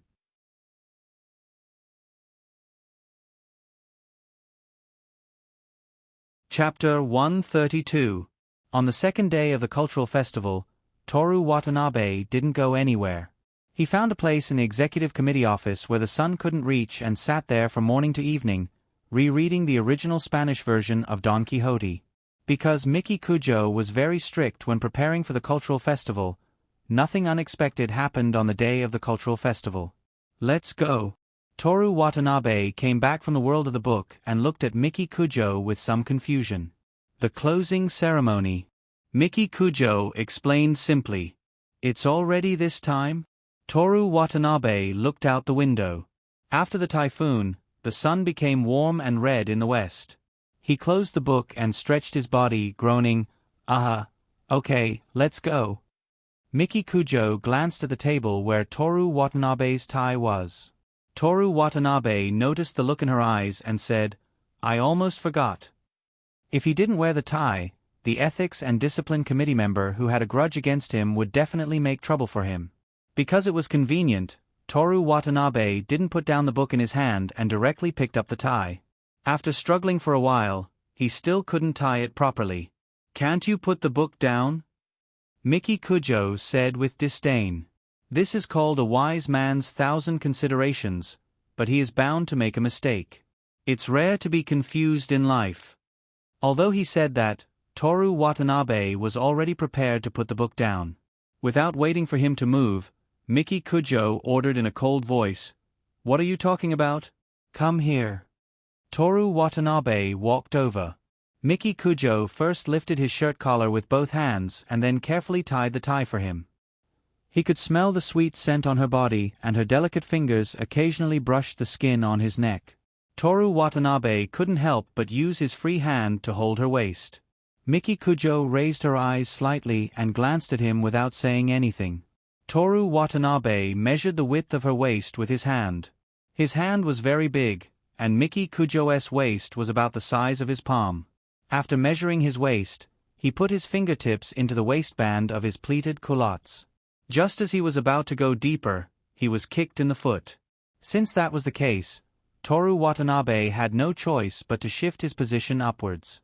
He used his hand to trace the graceful lines of her spine. Just as he touched the strap of her underwear, his foot was kicked again. Behave yourself. Yes. Before Miki Kujo finished tying his tie for him, he had been caressing the buttons of his underwear. All right. Miki Kujo finally adjusted the tightness of his tie.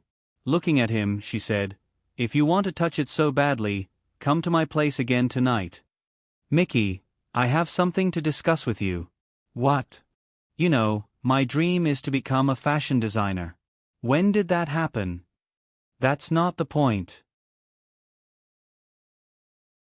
Toru Watanabe leaned close to her ear and whispered, Tonight, please support my dream.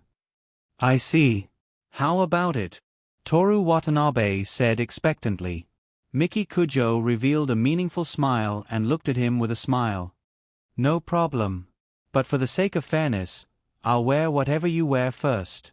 No, I want to be a fashion designer. It's not suitable for me. Miki Kujo pushed him away. If Toru Watanabe continued to touch her, the buttons of her underwear might burst open. As she walked out of the meeting room, she said, Whether you want to be a fashion designer or want me to wear a uniform to satisfy your interest, it's not a problem. But you wear it first. That won't do. What if I wear it and you don't wear it? Toru Watanabe followed her. Believe it or not, the decision is in your hands. Miki Kujo said indifferently. Let me think about it.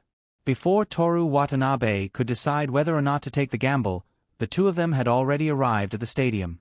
There were still activities before the closing ceremony. At this time, there was a burst of sound coming from the front stage. It was unknown which club was singing. Miki Kujo looked around. How many more performances are there? There's only one left. One of the executive committee members who popped out of nowhere answered. What happened midway? Nothing happened. Everything went according to your arrangements, Chairman. It was very smooth. Then why is there still one group that hasn't gone on stage yet? Miki Kujo's tone suddenly became cold. That person's voice couldn't help but tremble. It's the soft music club that requested the instructor to perform on stage. After the instructor agreed, he asked me to tell the chairman that I haven't had time to go yet. Miki Kujo didn't say anything. Of course, it wasn't because she was afraid of the instructor. In her opinion, it was absolutely unforgivable that her subordinates dared to change her orders because of a mere instructor. She didn't say anything, and the entire backstage fell silent. Apart from the executive committee members who already knew that Miki Kujo was amazing, Toru Watanabe noticed that the girls and boys from the soft music club who were about to go on stage were already nervous to begin with. Now, even their faces were pale. The sound on stage was clearly separated by a curtain, but at this time, it was as if the sound came from the water. It was very dull. After a moment of silence, Miki Kujo slowly said, "Which instructor?" "Little Aona Koizumi, sensei." "Miki, forget it. It's not a big deal." Toru Watanabe pushed her shoulder and let her sit down on a stool. "At most 10 minutes. I'll give you a back massage and it'll be over." Of course, Toru Watanabe wasn't speaking for the soft music club. He was worried that if Miki Kujo suddenly said, "Call Aona Koizumi here," what would she do? However, Aona Koizumi was too nice to her students, although this was also one of her strengths. As Toru Watanabe's hand squeezed Miki Kujo's shoulder a few times, the atmosphere backstage gradually rose to the surface and merged with the stage again. The soft music club's performance was indeed outstanding. It was obvious that they had prepared hard. No wonder they wanted to perform in front of the entire school at the end. After their performance, Miki Kujo went on stage with a microphone and a list of winners. Behind her, Toru Watanabe was responsible for holding the trophy. Seeing the two of them, the students in the gymnasium began to whisper. They could vaguely hear words like movie and as handsome or cute as a real person. After the presentation of the Fun Award, Creativity Award, and Intelligence Award, the next most valuable awards were the Popular Event Award and the Most Profitable Event Award. The winners of the Popular Event Award and the Most Profitable Event Award. Miki Kujo glanced at the list of winners. The Human Observation Department. The audience applauded. It was quite warm and there weren't many doubts. Rin Kiyono walked onto the stage. She didn't have the modesty of a recipient at all. She stood in front of Miki Kujo with a stern expression. The two of them stared at each other for 3 seconds before Miki Kujo revealed a faint smile. "Congratulations, Kiyono-san. This is the work of the Human Observation Department as a whole. Also, I have to thank the Wind Instrument Department for their help." Rin Kiyono didn't even smile. Miki Kujo maintained her faint smile. "Then, who do you think contributed the most?" Rin Kiyono's gaze turned to Toru Watanabe, who didn't have the trophy in his hands. She smiled and said, "Watanabe-san, what do you think?" Toru Watanabe didn't think his opinion was important at all. Besides, he didn't want to express any opinions on this matter. But now, the two ladies had put on a, "if you don't say anything, we won't continue" attitude. There were more than 1,000 students and teachers in the school watching. Since you asked me, of course I'm the one who contributed the most. Toru Watanabe said matter-of-factly. Everyone must have gone to the movie and voted for me because I'm handsome enough, right? The audience roared with laughter. Someone shouted, "We went for the female lead." "Who are you?" "That's right. Shameless. Watanabe-kun, I voted because of you. I like you the most. I support the supervision. And Kiyono-san is also in charge of the script. She contributed the most." There were boos and support, but everyone was joking. No one deliberately targeted Toru Watanabe, who had an extremely bad reputation. Miki Kujo looked deeply at Rin Kiyono and didn't bother her anymore. After Rin Kiyono got off the stage with the 2 trophies, she said a few more words. Toru Watanabe's first Kanagawa High School Cultural Festival ended. The next day, Wednesday, September 27th, school went on as usual. On the way to school in the morning, the air was very fresh and the line of sight was very clear. The air that was scorching hot a few days ago began to cool down. The green leaves gradually turned red or yellow. The cold wind made people feel that autumn was coming, and it made people shiver. Toru Watanabe browsed the news on his phone while walking on the ramp to Kanagawa High School. The news said that because of the typhoon, Tokyo's Dada district continued to overflow. After 2 days of emergency repairs, there were still many roads that were not cleared, reminding the public to take a detour. Toru Watanabe didn't even know where Ueda district was. He was called the most handsome in Shinjuku district for a reason. He didn't know the other 22 districts of Tokyo. But that was in the past. Now, even if he didn't know, he could still call himself the most handsome in Japan. Presumably, no one would have an opinion. Thinking about these boring things to pass the time, he unknowingly arrived at the classroom. As soon as he came in, Osamu Kanai raised his right hand and shouted, "Hey, superstar, good morning." Toru Watanabe glanced at him snappily, "Don't expose my identity." "You guy." The 2 looked at him speechlessly. "Right, Keisuke Saito was the first to recover. Watanabe, where did you go yesterday?" "I was going to ask you to go to the computer research department and play a game we made." "Saito, it's best if you don't ask." Osamu Kanai whispered. "Why?" "The people who disappear at the cultural festival are like the people who hide in the warehouse at the bonfire party. Most of them have dirty hearts, so it's better if you don't know." "So that's how it is. No wonder I didn't see Kujo-san." Toru Watanabe. Speaking of Miki Kujo, he thought of his dream of becoming a fashion designer. Should he try to believe in her for once? But, with Miki Kujo's personality, there was a high probability that she was playing with him and tricking him into dressing as a woman. But, this was a rare opportunity, perhaps even the only one. In the blink of an eye, it was time for school to be over. Today, it was Toru Watanabe's turn to be on duty. After sweeping the floor and wiping the blackboard, he took his backpack and oboe and rushed to the music department. Before he even reached the music room, he could hear the sound of people desperately playing the notes on the music sheet. "Sorry, I'm on duty today, so I'm late." This sentence was said by a girl who arrived at the music department around the same time as Toru Watanabe. Apologizing was not in line with his persona in the music department. Toru Watanabe sat down in his seat and opened the file of Soft Voice Girl. The music sheet inside was already tattered, and the printed words filled in all the blank spaces. "Later, I'll ask Kiyono for a new music sheet." Toru Watanabe put the whistle in his mouth and played along with the music sheet. They practiced until 6 o'clock. After dinner, Rin Kiyono appeared in the music room.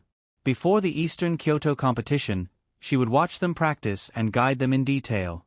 After the Eastern Kyoto competition, she basically let them practice on their own. After playing the song once, Seino Rin flipped through his music score and said, "Starting from F, play the same movements as the trombone for me one by one." Being asked to brag about them one by one was like being asked to walk alone in front of the whole class during military training. Although she was unwilling, afraid, and shy, it was something she had to overcome for the National League. If King Xianwang of Qi had the spirit of an instructor in music, he would not have let Nangua leave the classical story of making up the numbers. After the ensemble finished, Rin Kiyono did not immediately announce the end of the class. She said in a slightly tired voice, "I have something to tell everyone." It was already 9 o'clock at night, and it was dark outside. The warm fluorescent light in the music room shone on her face, like a noble and pure jade. Everyone looked at her in silence. It's important to practice hard, but it's also important to perform on the spot.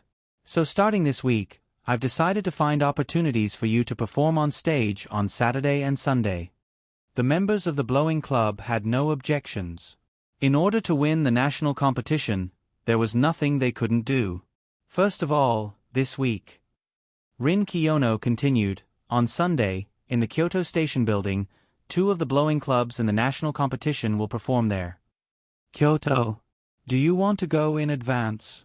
Rin Kiyono explained, I've already convinced the school to send us back on the same day.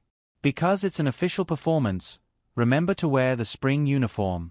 Also, I hope that everyone will memorize the music sheet while on the bus. Dismissed. After Rin Kiyono left, the music room began to talk. It's over. I still have cram school on Sunday. What should I do? I can only give up.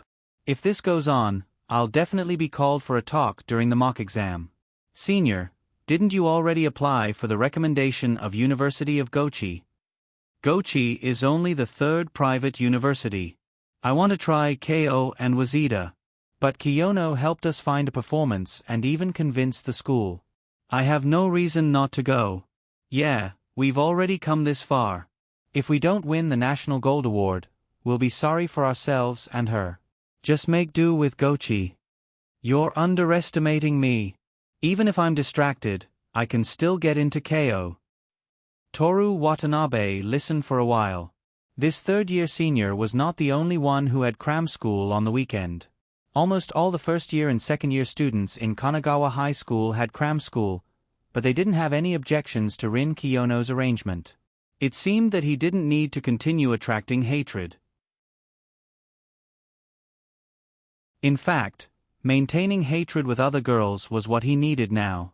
He didn't care about the love system anymore. You have a new email.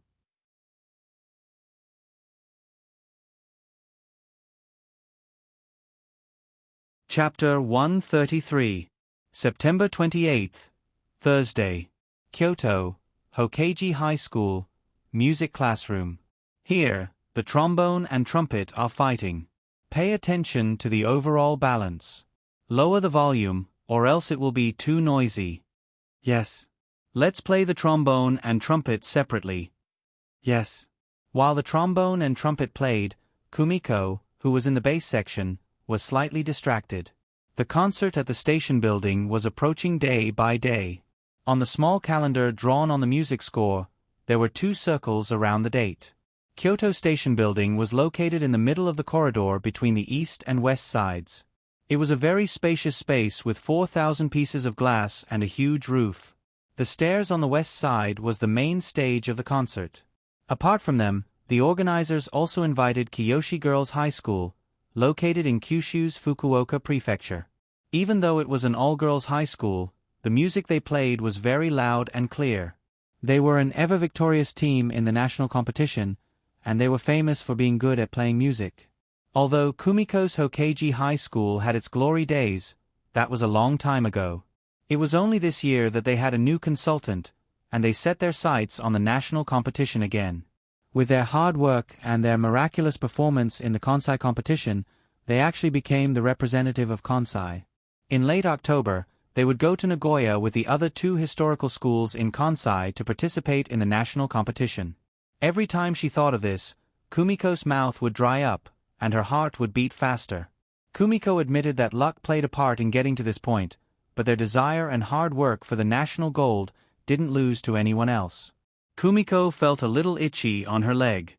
She put the trumpet on her knee and used her fingertips to pinch the edge of her sock and pulled it up. There were a few scratches where the sock used to be. She gently touched the red scratches and thought to herself, I wonder if a beauty like Lena would be able to get scratched by a sock. I'll check it later and take the opportunity to pinch her beautiful thighs. Then, Let's start practicing the next song. Yes. Kumiko was shocked, but she quickly recovered and opened the music score. After the performance ended, Mr. Tokishi left. As the head of the performance department, Ms. Ogasahara walked up to the podium. Let me tell you something. Regarding the concert at the station building on Sunday, the organizer has added another participant. It's Kanagawa High School from Tokyo. They are also the representatives of Kanagawa who entered the national competition this year. Everyone, listen carefully to their performance. Kumiko didn't know much about this. She only knew that there was a famous strong school like the Seinen Girls High School. While eating, she asked Kawashima Midori, who was in charge of the bass cello, Midori, do you know this school in Kamigawa? Lu Hui looked very cute. When he puffed up his cheeks, he looked like a squirrel. She was a fan of playing music. She had long been looking forward to the performance of the Qing Liang girls who were also participating in the concert at the station building. Of course. LV Hui clenched his fists in excitement. Little Green will not let go of any school that has entered the national competition. Really? Yi Yu revealed an expression of disbelief. Kumiko also felt that LV Hui was too obsessed with playing music. However, she admired LV Hui's courage more. If it were her, she wouldn't have the courage to listen to the performances of other strong schools. Kumiko subconsciously looked at Lena, who was eating a sandwich. She didn't know if she would listen. Lena looked at Kumiko in confusion. She passed the sandwich in her hand to her. It's ham. Kumiko, do you want to eat? Although that wasn't what she meant, Kumiko still took a bite where Lena had bitten and mumbled, "It's delicious." Lena smiled beautifully. She tucked her hair behind her ear and continued to eat her sandwich. After LV Hui and Yi Yu finished talking about their thoughts, they finally remembered Kumiko's question. She said, Kanagawa High School is the same as us. It's also their first time entering the national competition. However, unlike Hokuyu, this is Kamigawa's first time entering the national competition. This sentence was a bit wrong. Not everyone could understand what she meant. Is it because there's a new consultant? Lena guessed. Hokuyu's original female consultant was on maternity leave. This year they had a new consultant, which was why they had the strength they had today. Even Lena, who was super strong, had only applied to Hokuyu because she knew in advance that a new consultant was coming. That's right. LV Hui was excited. Moreover, Kamigawa's new consultant is a first-year student from Kamigawa. Are you serious? You're lying, right? Yi Yu's mouth was wide open. She was also a first-year student, but she hadn't even been selected for Department A. However, even a third-year senior from Department A couldn't be a consultant. Lena couldn't help but ask, "Are you sure?" Kumiko could understand how she felt. Lena wanted to become a special person through playing the trumpet. Hearing that someone was a first-year consultant and had led the trumpet club into the national competition for the first time, she probably yearned for it. Little Green wouldn't lie. Kumiko saw LV Huey's puffed-up cheeks and couldn't help but laugh. No one suspects Little Green, they're just very surprised. Hurry up and tell us the details. As expected, LV Huey's attention was diverted. She continued to talk about Kanagawa High School. The other three also slowly learned about the school under her explanation. So you're saying that Kanagawa High School not only has top students who can get into Imperial University, but it's also a seeded team for the national competition? Yi, you seem to be very surprised. But let alone her, even Kumiko and Lena were shocked. Kumiko looked at Lena worriedly. She thought that playing the trumpet well would make her special, but there were still people who could play the trumpet well and get into a school that they didn't even dare to dream of. Lena's grades were also very good. She didn't want Kumiko to have a headache over math, but she couldn't guarantee that Lena could get into Imperial University while playing the trumpet. However, when she saw Lena's eyes, Kumiko knew that her worries were unnecessary. Under her long eyelashes, Lena's eyes glowed like gemstones. Her sparkling eyes were filled with fighting spirit. This was the reaction that a special person should have, right? Kumiko was disgusted by her cowardice. Lena looked at Kumiko in confusion. Kumiko gently shook her head and used her hand to pull up Lena's socks. Under the elastic of the socks, there were also marks on her white legs. But even so, Lena was still very cute. When she pulled back her hand, Kumiko's face was red. She secretly brushed her palm across Lena's soft thighs. Lena didn't notice at all. She smiled and said, "Thank you. That's not all. We even forgot to eat." She drank a mouthful of milk and continued, "Kamigawa's oboe is very, very, very strong." Her tone was so exaggerated that everyone had no idea how strong she was. "Is she better than Senpai?" Kumiko asked curiously. Kaitsuka Senpai's name was strange, but she was the only oboe player in Kite-Woo School. She was also one of the strongest members. By the way, she was also a very beautiful person. Kumiko liked her very much. Speaking of strength, during the summer dormitory, Senpai was criticized by the tutor invited by Advisor Long. It wasn't because she was bad, but because she was too good. She was so good that the tutor thought that as long as she worked hard, she could surpass the level of a high school student. Kumiko looked forward to such a senpai. She dreamed that one day, she could be like her and receive the tutor's approval. Senpai is very strong. Little Green admires her a lot. But compared to Kamigawa's, she's not just a little bit weaker. Is she that good? Yi Yu asked in disbelief. She was different from Hui, who could appreciate strong schools with a normal heart. She believed that Kite-Woo School was the best, even though in reality, it definitely wasn't. Hui held his face in his hands. After listening to Kamigawa's oboe solo, Little Green even thought, "This is too cunning. It's too unfair for a high school student to have such a level of performance. If that's the case, won't Kite-Woo School's chances of getting the gold medal in the national competition be even smaller?" Kumiko subconsciously felt uneasy. In the national competition, about 30% of the schools could get the gold medal. With one more strong school, Kite-Woo School's chances would decrease. If we can't get the gold medal, we can only blame ourselves for being too weak. It has nothing to do with whether others are strong or not, Lena said. That's true. Kumiko looked at the completely unaffected Lena and gradually calmed down. She couldn't wait to start practicing. I'm really looking forward to it. Little Green can listen to the performances of two strong schools at once. Little Green is really looking forward to this weekend. Come quickly. Seeing Huey's expression and actions as if he was looking forward to a spring outing, Kumiko smiled. Little Green is so cute. Kumiko is looking down on Little Green. I can still grow taller. Hui had always been sensitive about his height of 1.4 meters. No, I'm talking about your face. Then say I look like a child. I can't deny that at all. Kumiko.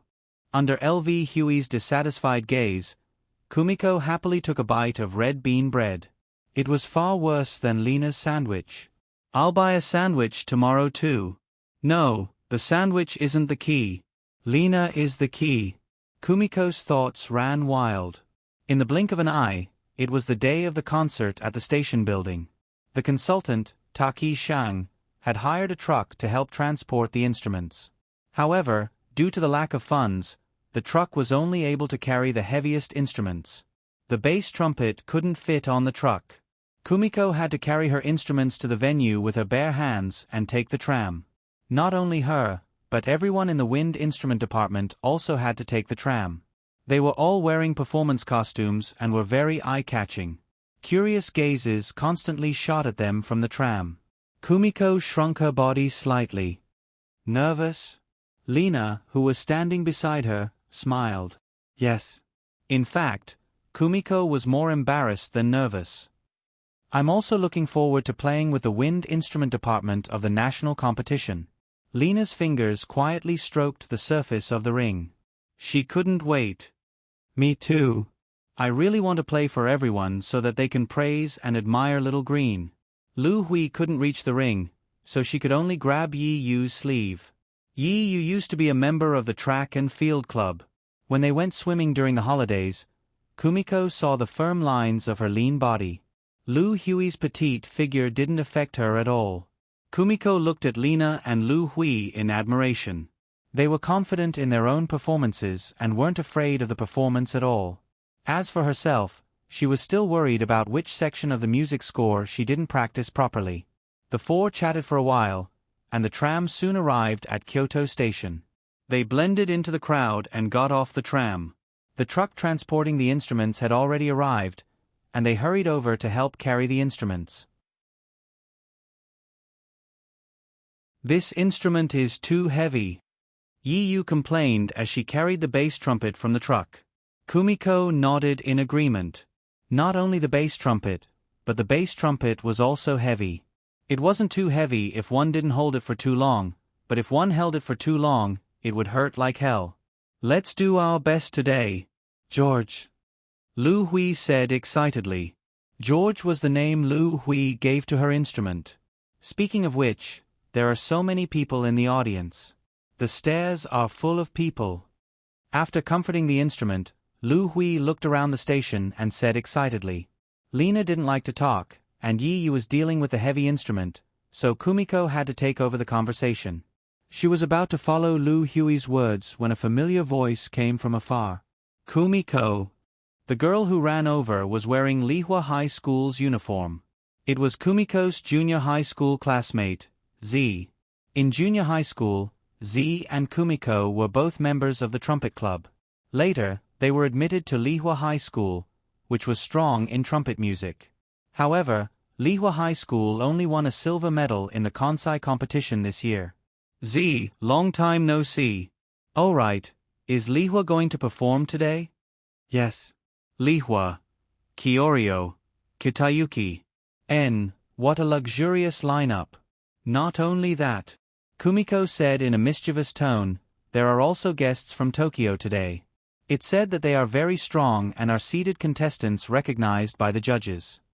Other than Lihua High School, the other three schools that participated in the concert at the station had all entered the national competition. Kumiko, who had been frightened by Kyorio and Kamigawa for several days, wanted to see what kind of expression Z would have. "Really? I'm looking forward to it." Z let out a happy giggle. "Okay." Kumiko sighed helplessly. Lina laughed as if she was watching a joke. Kumiko took her hand and squeezed it tightly, wanting to hurt her. However, Lina once again revealed a smile as if she had seen through her scheme. "I told you before, I don't hate pain." Lina is really erotic. Lina, in turn, squeezed Kumiko's hand tightly. "It hurts," Kumiko shouted exaggeratedly. "You two are so close." Z remembered that Kumiko and Lina didn't interact much in junior high school. And Kumiko felt Lina's soft hand and nodded happily. "Me and Lina." "Ah. Kamigawa is here." Lu Hui interrupted her. Everyone looked in the direction Lu Hui was pointing at. An imposing truck and a luxurious bus were slowing down and stopping. On the sides of the two cars, there was an abstract drawing of a cold and powerful crow, and the words East Kyoto Kamigawa High School were written in Chinese. "It's actually a school bus. Tokyo High School is really rich." Kumiko sighed. "Kumiko," Lu Hui said unhappily, "that's not the point." Lina looked at Kumiko with a helpless expression. "Ah, sorry." Kumiko realized that she had said what was on her mind. After the car stopped, the bus door slowly opened. Kumiko sighed again. As expected of a luxurious car, even the sound of the door opening was different. The bus they rented for the competition couldn't be compared to this at all. After the door was fully opened, a beautiful girl wearing Kamigawa's uniform with a straight back walked out. The girl crossed her arms, her long hair fluttering as she walked. She noticed the noisy environment around her and frowned slightly. Everyone at the station held their breaths. She was really too beautiful. Kumiko looked at Lina. Although her face wasn't as good, her chest was the best. Lina turned to look at Kumiko and gave her a puzzled look. Kumiko pretended not to see and asked Lu Hui, whose eyes were wide open, "Little Green, do you know what instrument she plays?" Little Green listens to an MP3 player, so I don't know what she looks like. Lu Hui said regretfully. I see. Kumiko nodded. Ah, Yi Yu suddenly wailed. Why is there such a person? What's wrong? Z from another school wasn't familiar with Yi Yu and was shocked by her reaction. Yi Yu said dejectedly, Look, she's pretty, good at playing, and has good grades. This kind of person is too disgusting. Little Green really has nothing to say to you, Yi Yu. Am I the only one who thinks so? The others didn't say anything and looked at her in silence. I guess I'm too dark. Yi Yu blamed herself. It wasn't that Kumiko couldn't understand her thoughts, but she just suffered a loss, so she wouldn't speak her mind so quickly. She silently looked at the beautiful girl who caused the commotion just now. She was talking to an equally beautiful young female teacher. After the two of them, the people from Kanagawa High School got off the bus one after another. Fortunately, not all of them were as beautiful as the girl and the female teacher. But for some reason, perhaps because of Lu Hui's explanation, Kumiko felt that they all looked very smart. Was this the pressure of the deviation? It felt more suffocating than playing music. Let's hurry and pack up, Lena said. Okay. Little Green really wants to know what Kamigawa's advisor and oboe look like. Won't we know when we play? Lena said. But Little Green wants to know sooner. Lena couldn't understand Lu Hui's thoughts at all. To her, Lu Hui was more of a friend of Kumiko than a friend of hers. Just as they were about to move, the bus station became noisy again. This time, there were a lot of girls screaming. They subconsciously looked at Kanagawa High School's luxurious bus, and sure enough, the source of the commotion was there. A beautiful boy wearing headphones walked down the bus while playing a game on his phone. It was so surreal that Kumiko wondered if she had been too nervous to sleep well last night. Otherwise, how could there be a boy who could make her heart beat so fast? The new advisor was also a handsome boy, but Kumiko didn't feel anything. She preferred Lena and the other beautiful seniors. So handsome. Yi Yu couldn't help but exclaim. Lu Hui nodded vigorously. On the other side, although Z didn't show it, she couldn't help but look over. Kumiko subconsciously looked at Lena. Seeing that she didn't have any special reaction, she let out a sigh of relief. Then, she became curious again. She whispered, Lena, don't you think he's handsome? Lena tucked her hair behind her ear and said indifferently, Compared to looks, I think strong men are more attractive. Then she looked at Kumiko and teased, Are you moved, Kumiko? No, I'm not. Kumiko denied, So you like Taki-sensei because of his strength, Lena? I thought it was because of his good looks. Am I that shallow? Lena smiled bitterly. Kumiko smiled triumphantly and looked at the beautiful boy again. He seemed to have been lectured by the beautiful girl just now. He helplessly took off his headphones and rolled up his sleeves to move his instrument. Even Yi Yu, who was very strong, felt that the heavy bass horn seemed to be weightless in his hands. He clearly looked like a thin and weak boy. Kumiko once again sighed at the difference in physical strength between men and women. I wonder what instrument he's playing. Kumiko subconsciously spoke her mind. It looks like he's playing a very handsome percussion instrument, Yi Yu said with certainty. Little Green, I hope it's an oboe. I say, how outstanding do you want him to be? Yi Yu said in disbelief, handsome, good grades, and an oboe that even Little Green admires. It's too perfect. You clearly used the word, disgusting, when you said girls. Kumiko pointed out. That's impossible, right? Why would I say something like that? Kumiko, you must have heard wrong, ha ha ha. The other four saw Yi Yu's expression and laughed at the same time.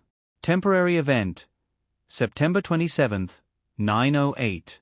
3 days later, the player will go to Kyoto Prefecture. Event content. Get the signature of your idol Lena. You are not allowed to use threats, deceit, or tear up your name in your exercise book as a pure fan.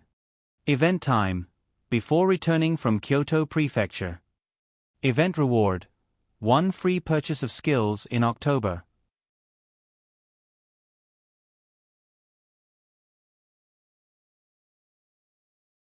Chapter 134. The stage of the concert in the station building was set in the plaza in the middle of the grand staircase. The audience would sit on the stairs to enjoy the performance. As soon as Toru Watanabe got off the bus, he was shocked by the crowded staircase. Among them, he could see groups of elementary and middle school students. Perhaps they were specially brought here to enjoy the performance of an excellent school. There were also many who happened to pass by and were attracted by the performance, so they stopped to watch. I didn't expect there to be so many people in Kyoto. Do you think Kyoto is a countryside? A 1,000-year-old ancient capital always gives me that impression. Rin Kiyono held her right hand with her left hand and pressed her right hand against her forehead.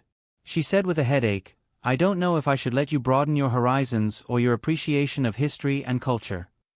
Are you kidding? Why would I need to broaden my horizons? In terms of horizons, I've seen things that you can't even imagine. And my appreciation of history. Are you jealous that I got first place in the liberal arts class? Musical instruments. Rin Kiyono pointed at the truck. Because her tone was firm, and because the game on his phone had just ended, Toru Watanabe obediently took off his headphones, rolled up his sleeves and walked towards the truck. After watching Toru Watanabe move the musical instruments for a while, Rin Kiyono said to the accompanying teacher, Aona Koizumi, "Teacher, I'm going to change in the car. Please help me pay attention to the scene and don't let anything happen to them." Kiyono classmate, "I'm the teacher." Aona Koizumi pretended to be dissatisfied and joked. "I'm sorry for being rude." Rin Kiyono nodded calmly, walked onto the empty bus, and pressed the button to open the curtains. Aona Koizumi looked at all the curtains automatically closing and smiled helplessly. Kiyono classmate didn't know if she noticed, but her attitude towards Toru Watanabe was completely different from her attitude towards other people. Could it be that the Kujio classmate gathering had already discovered their relationship? But no matter what, in front of their real girlfriends, they should cover it up, right? But was this normal? As a teacher, how could she worry about her students' two-timing? After Toru Watanabe helped to move the instruments backstage, he flattened his sleeves and looked at the members of the other schools. Before he came, he had already done some research on Beiyuji High School. Although they were not wearing school uniforms, he could immediately tell from their school badges. He looked at them one by one and soon found Reina, who was tuning a trumpet. She had black hair and a calm expression on her pretty face. The front of her costume was pushed up high, and she was wearing a white short skirt and stockings. She was a girl who was obviously in high school but was already emitting charm. Rushing over directly didn't seem like a good idea, but there didn't seem to be any chance for them to be alone. What should he do? Toru Watanabe fell into deep thought with the oboe and whistle in his mouth. His gaze swept over the Qing Liang-nu who was playing the music. Suddenly, he had an idea. He walked straight towards Qing Liang-nu. As an all-girls high school, when they saw a handsome male high school student walking over, they obviously couldn't handle it. Some of them purposely avoided his gaze, some hid behind others, and some looked at him expectantly. In the entire backstage, the number of girls was overwhelming. After all, there were already a lot of girls in the music department, not to mention that it was an all-girls school. Suddenly, a boy who was even more handsome than their idols walked out of their school group and attracted everyone's attention. At Beiyuji High School. What is he doing? Yi Yu asked curiously. Is he going to hit on her? Lu Hui's small face and big eyes shone brightly. Kumiko smiled bitterly. Although Lu Hui looked like a primary school student, she was completely like a young girl when it came to love. Usually, she was especially interested in this aspect. It doesn't look like it, Yi Yu said. Kumiko also looked over. That handsome boy was holding the oboe whistle and saying something to the oboe player in Qing Liang-nu. Seeing the girl's flushed face and uneasy hands pulling at her skirt, Kumiko could imagine how incoherent she was. She couldn't bear to watch. Kumiko turned her gaze to Lina. She was completely unaffected and focused on tuning. Ah! He's going to Lihua! Yi Yu suddenly shouted. Is he really not hitting on her? Lu Hui said regretfully. Kumiko couldn't help but look over again. Very good. This time it was the Lihua oboe player's turn to blush. Wait, this trend. Kumiko turned her head and looked at Beiyuji's oboe player, Keizuka Hyuga. Not only her, but many of the girls in Beiyuji also realized that the handsome boy's next target was Beiyuji's oboe player. The girls began to riot. What do we do? What do we do? He's coming over. Help me see if my bangs are messed up. I'll help you. Okay, help me take a look too. However, in the center of the storm, Keizuka Hyuga was completely indifferent. Lena would at least look up to see what was going on. She continued to do her own thing when she wasn't interested, but Hyuga didn't even look up. Kumiko noticed that Hyuga only looked up in confusion after Yuko and Saki-senpai reminded her. While the two seniors were explaining, Kumiko looked at the boy again. He was already walking over. She suddenly understood why Lihua and Kiyoshi's people were so excited. It was really bad for their hearts to see a handsome boy walking straight toward them. Kumiko had only felt this kind of unbearable and excited feeling when she was alone with Lena. Beiyuji was completely stirred up. Even Lena couldn't help but look up and quietly ask Kumiko what happened. I'm not too sure. Kumiko shook her head. It seems to be about the oboe. Oboe? Lena was stunned for a moment, and finally looked at the boy seriously. Is he the oboe player that Lu Hui mentioned, the one who is very strong? Ha! Xiao Lu almost forgot. Lu Hui put his hands in front of his chest and suddenly reacted. I also forgot. You didn't care. Lena looked at Kumiko, who also seemed to have just remembered something. She was dumbfounded by the extent of her friend's love for beauty. Kumiko smiled embarrassedly and quickly looked away. The boy had already walked in front of Hyuga. Sorry. The boy's voice was also very pleasant. I'm Kanagawa High School's oboe player. Can you tell me how you usually make and maintain whistles? So it was because of that. Kumiko, who also wanted to watch a good show, was inevitably disappointed. But suddenly hitting on 3 girls at the same time, no matter how he thought about it, it was impossible. I'm not sure. Kazuka turned her head away uninterestedly. Kumiko had already guessed this situation. Unlike herself who liked both boys and girls, she knew that Hyuga liked Hime. It wasn't like, but love. The boy shyly scratched his head, looking very annoyed. Sorry for bothering you. The boy didn't continue to pester her. After nodding, he turned around and left. As soon as he turned around, Yuko and Saki-senpai started lecturing Hyuga, while Hyuga didn't seem to be listening at all. Just as Kumiko was feeling sorry for Kue-senpai, the beautiful boy she had been looking at suddenly glanced at them. His eyes lit up, and he changed direction and walked over. Kumiko gulped, but her throat became even drier. Just as she was thinking, is he here for me? But I'm here to play the bass horn. What should I do? She suddenly felt someone grabbing her costume. She looked down and saw that LV Hui was grabbing Yi Yu's costume. Yi Yu was grabbing her costume, and she herself was grabbing Lena's hand.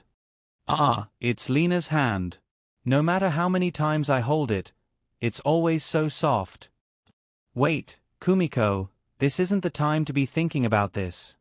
Kumiko wanted to force herself to calm down, but her palm was still warm from Lena's hand, and the handsome boy was walking over.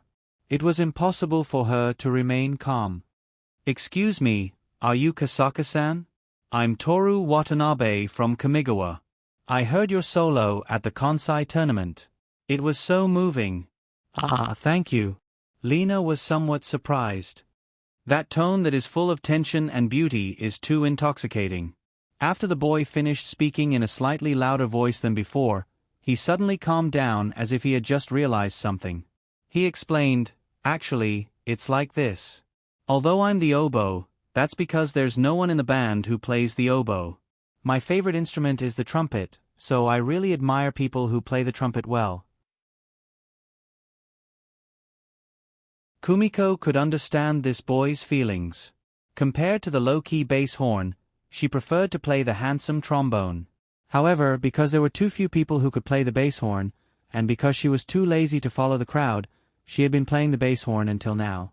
Lena frowned slightly. The performance is about to begin. What are you trying to say? As expected of Lena, she could even ignore a handsome boy. Kumiko was in awe. It's like this. Can I have Kasaka-san's autograph? The boy said somewhat embarrassedly. Wow. You made a sound of disbelief. Kumiko and Lena were also surprised. He wants an autograph? Are you sure you don't want an email or a line? LV Hui asked angrily. The boy was shocked and hurriedly denied it. No, I just want an autograph. Kasaka-san, can you give me an autograph? I think you'll definitely become a world-class trumpet player in the future. Lena was embarrassed for the first time. She blushed and said, Of course not. I'm very good for a high school student, but I'm still far from being a professional player. Was this modesty or arrogance? The boy in front of her must be wondering the same thing. But Kumiko knew that Lena was never humble or arrogant when she played the trumpet. What Lena said was true. She was very, very good among high school students. She even stole the opportunity to play the solo of a third-year senior. You're also very good now, and you'll be even better in the future. I want to get your first autograph no matter what. So, can you please give me an autograph now? The boy looked sincere. Her first fan. Lena was a bit embarrassed. She looked at the stage. It's almost time, and I didn't bring a pen. If it's a pen, I have it here. The boy took out a black pen and a booklet from his school uniform pants. The booklet was in the style of the English word cards that Kumiko usually used. As expected of a student who was admitted to Imperial University. Even if he came out to perform, he would still bring word cards. But why did the boy's words look so strange? There were even inverted question mark. Did he not understand the meaning of this sentence? Lena thought for a moment. Okay. She shyly took the pen and word card from the boy and wrote her name on the card as if she was writing her name on an exam. Thank you so much. The boy even bowed. Kumiko could feel that he was really happy. No, it's nothing.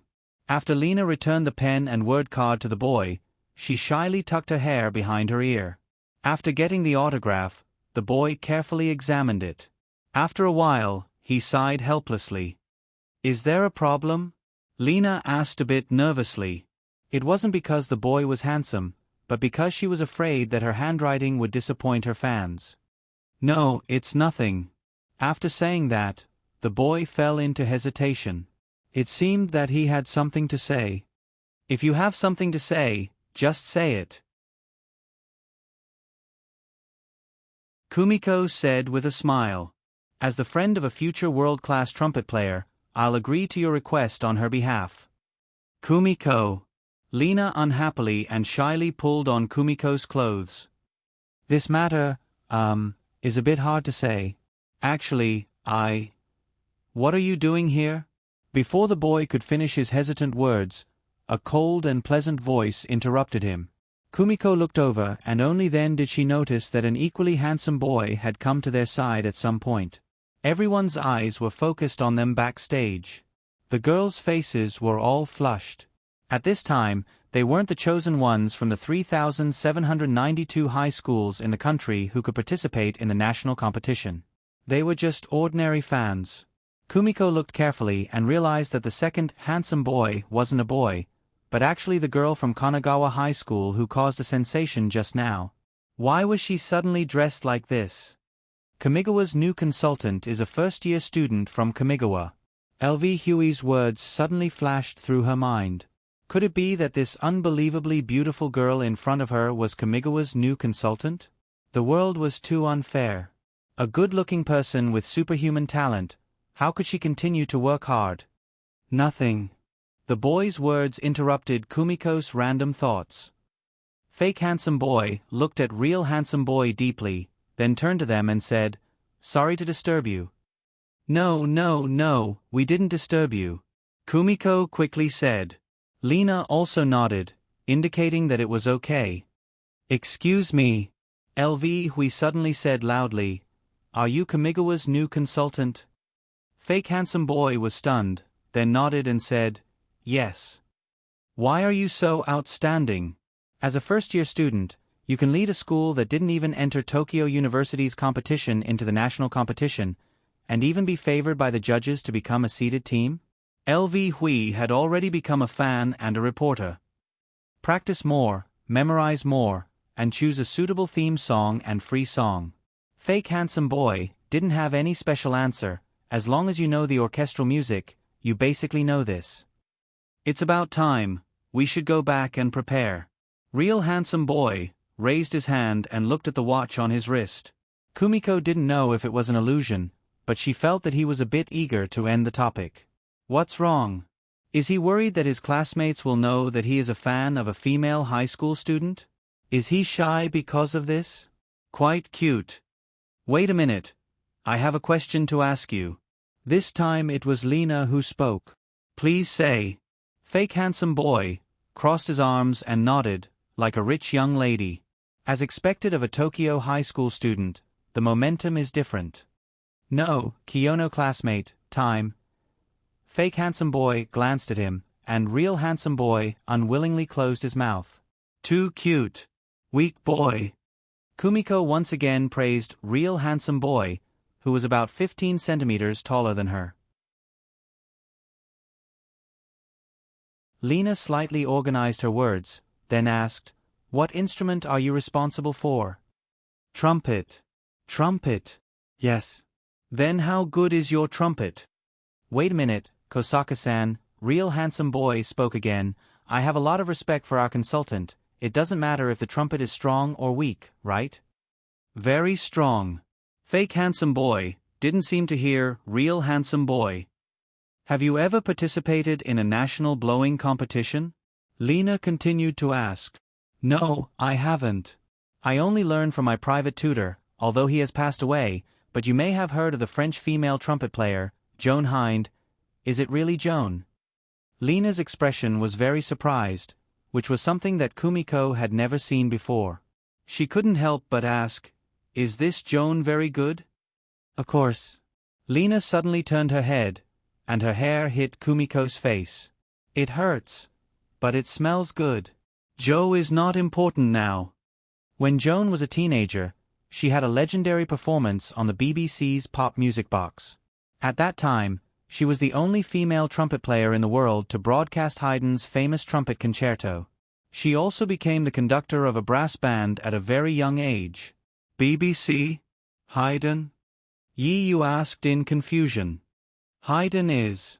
I'll explain to you later." Lena turned her head again and looked at fake handsome boy eagerly. "I have several vinyl records of Joan at home, and I was very sad when she passed away not long ago." "Thank you." Fake handsome boy nodded. "Joan Sensei was the teacher of my trumpet, and I was very sad about her passing, but she passed away peacefully." "How come I've never heard of such a thing?" Real handsome boy asked. "Should I tell you when my grandfather passed away?" "My condolences." Fake handsome boy rolled his eyes at real handsome boy, who lowered his eyes and admitted defeat. Seeing the interaction between the two, LV Huey's eyes shone with excitement. Little LV guessed that you two must be a couple. "That's right." Real handsome boy nodded. "Shut up. Sorry, I have a problem with my attitude." Kumiko felt that the words of really beautiful boy were a little too familiar with apologizing, right? It was as if he had been prepared for it. As you can see, fake handsome boy rubbed his forehead. "I don't know what this guy said to you, but you better not believe a word he says." "Ah, he said he was Lena's fan and asked for her autograph." Yi Yu's voice was loud enough for everyone in Hokkaido to hear. Lena blushed. "Yi Yu classmate. Fan? Lena." Fake handsome boy was stunned, as if he was recalling something. "Miss Kiyono, Kiyono classmate. Kiyono. Let's go back, okay?" "Okay." Real handsome boy seemed to have lost his sense of propriety. He put his hand on the shoulder of fake handsome boy and forcefully pushed the latter away. "Let go." Fake handsome boy said casually. Real handsome boy, immediately let go. Fake handsome boy stood in place and thought for a moment, then suddenly raised his head and looked at real handsome boy, with a smile so cold that even Kumiko felt the chill. Watanabe classmate, you are really bold. Kiyono classmate, you misunderstood. I asked for her autograph as Reina's fan. Reina? Kumiko and the others were stunned. It's fine if you usually lie, but I didn't expect you to lie to the girls of Kyoto. Fake handsome boy sneered. Do you want to admit your mistake and apologize, or should I say it? Wait. What do you mean by lying to the girls of Kyoto? I'm really Reina's fan. Real handsome boy, at this time had completely lost his modesty when he asked for her autograph. What kind of fan are you? I am. Toru Watanabe sucked on his cheeks and looked at the roof of the station as if he was counting the number of glasses, pretending not to hear anything. Takasaka classmate, first of all, I apologize to you. This is Watanabe classmate's joke. He didn't mean to offend you, actually he... Forget it. Toru Watanabe had nothing to lose. I'll do it myself, okay? Rin Kiyono had a scary smile on her face, waiting for him to confess. Toru Watanabe took out a pen and paper from his pocket and walked in front of Takasaka Lina and Kumiko, no, not only them, but also the other students of Beiyu High School, even the students of the other 3 schools, although they couldn't hear anything, they were also paying attention. Reina, I'm your fan. Huh? That's right, I admire your big breasts. Don't misunderstand. Really? I'm a professional in the study of legs, and I don't have any dirty thoughts about you. So, can you please give me your autograph as a star? Reina finally realized what the person in front of her was talking about. Pervert. Go to hell.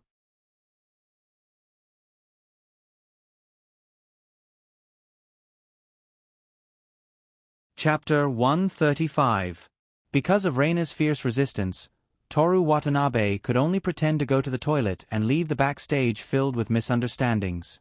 Rin Kiyono followed him for some unknown reason. But it didn't matter, it wasn't the first time they went to the toilet together. Kiyono-san, because of you, Kyoto lost face. I think it's Iwate Prefecture that lost face. What do you think, Watanabe-san? Japan is a family, why should we separate Iwate and Tokyo?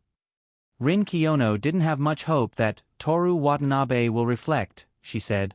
This is a rare opportunity, stand up for the solo later. Of course I can, why? I've already lost in terms of character, I have to win it back in other aspects. I see. Toru Watanabe nodded. Just watch me, I'll definitely make them kneel. What if they don't? You'll run back to Tokyo? Hey, Kiyono-san, you're very strange today. Why are you even more sharp-tongued than usual? I like you even more when you're like this. If you like being scolded, I can satisfy you as many times as you want. Looking at the speechless Toru Watanabe, Rin Kiyono smiled happily, but suddenly frowned. Your sleeve. Sleeve? Toru Watanabe raised his hand and looked at his sleeve. What's wrong? Don't you feel it's messy? It's okay. After moving the instruments, Toru Watanabe casually put down his sleeve. It didn't look as neat as before, but it wasn't messy either. Rin Kiyono put her hand on her forehead and sighed helplessly. She directly reached out and grabbed Toru Watanabe's right hand, carefully tidying up his sleeve to the way it was before moving the instruments. No, even better. Looking at Rin Kiyono slowly turning up his sleeve, Toru Watanabe suddenly felt warm inside. Well, thank you, he said awkwardly. Left hand. Rin Kiyono didn't understand the boy's touched heart at all. After tidying up both sleeves, she nodded and said with a satisfied smile, It's finally comfortable. After expressing her thoughts, she turned around and walked into the ladies' room a little faster than usual. Did he really come to the toilet? Toru Watanabe didn't feel anything, but since he was already here, he had no choice but to follow along. So annoying. So annoying. So annoying. What's wrong with that person? She's so weird. Her personality is too terrible. You're worse than trash. Ah. How infuriating. So annoying. Seeing Lena stomping her feet and roaring in anger, Kumiko could only smile bitterly and apologize to the stunned Koji and the others. LV Hui and Yi Yu, who had never seen Lena like this, were also scared to the point of blinking their eyes. After cursing for a while, Lena let out a long sigh of relief. She then grabbed Kumiko's hand and pressed it against her chest. Kumiko.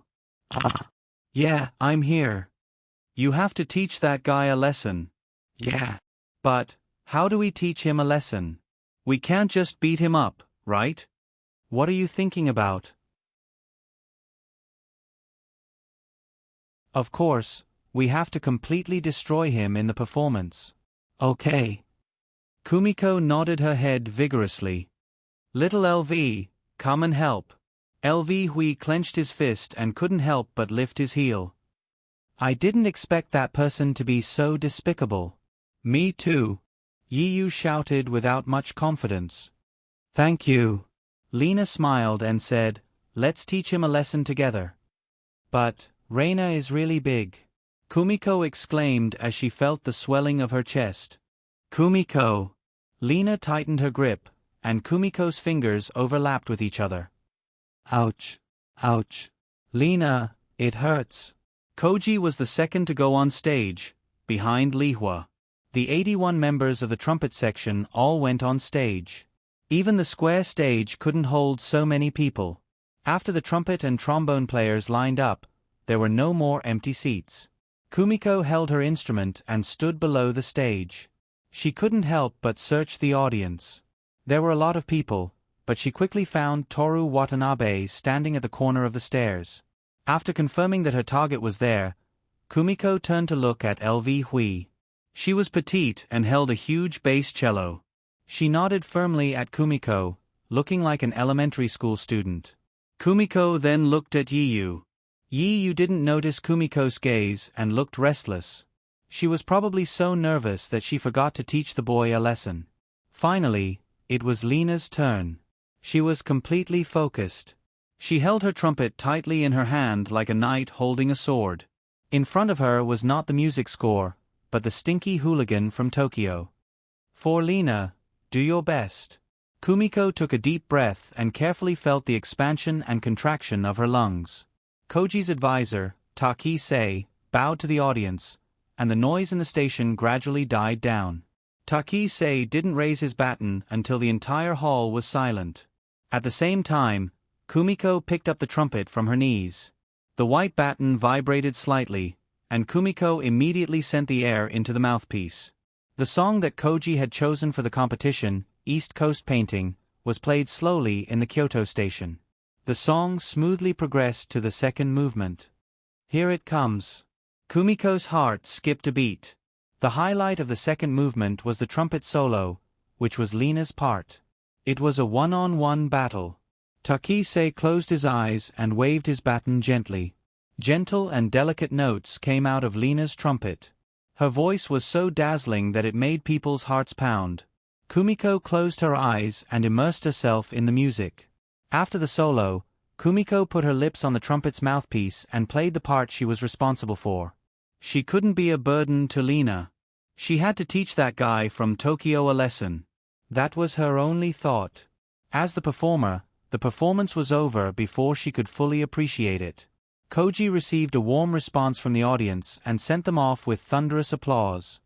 That was a good performance. She didn't embarrass herself, did she? No matter how many times I perform, I still get nervous. I don't know how well I played. Kumiko listened to the other members in a daze. Suddenly, someone patted her shoulder from behind. Kumiko, let's go watch Kamigawa's performance. Kumiko was startled. She turned around and saw Lena holding her trumpet and looking at her. LV Hui and Yi Yu were also behind her. Sorry, I didn't recover from the competition. Let's go. Midori can't wait. I say, Little Green, don't tell me you've already forgotten about your revenge? We're not going to watch the performance. Yi Yu said. Midori didn't forget.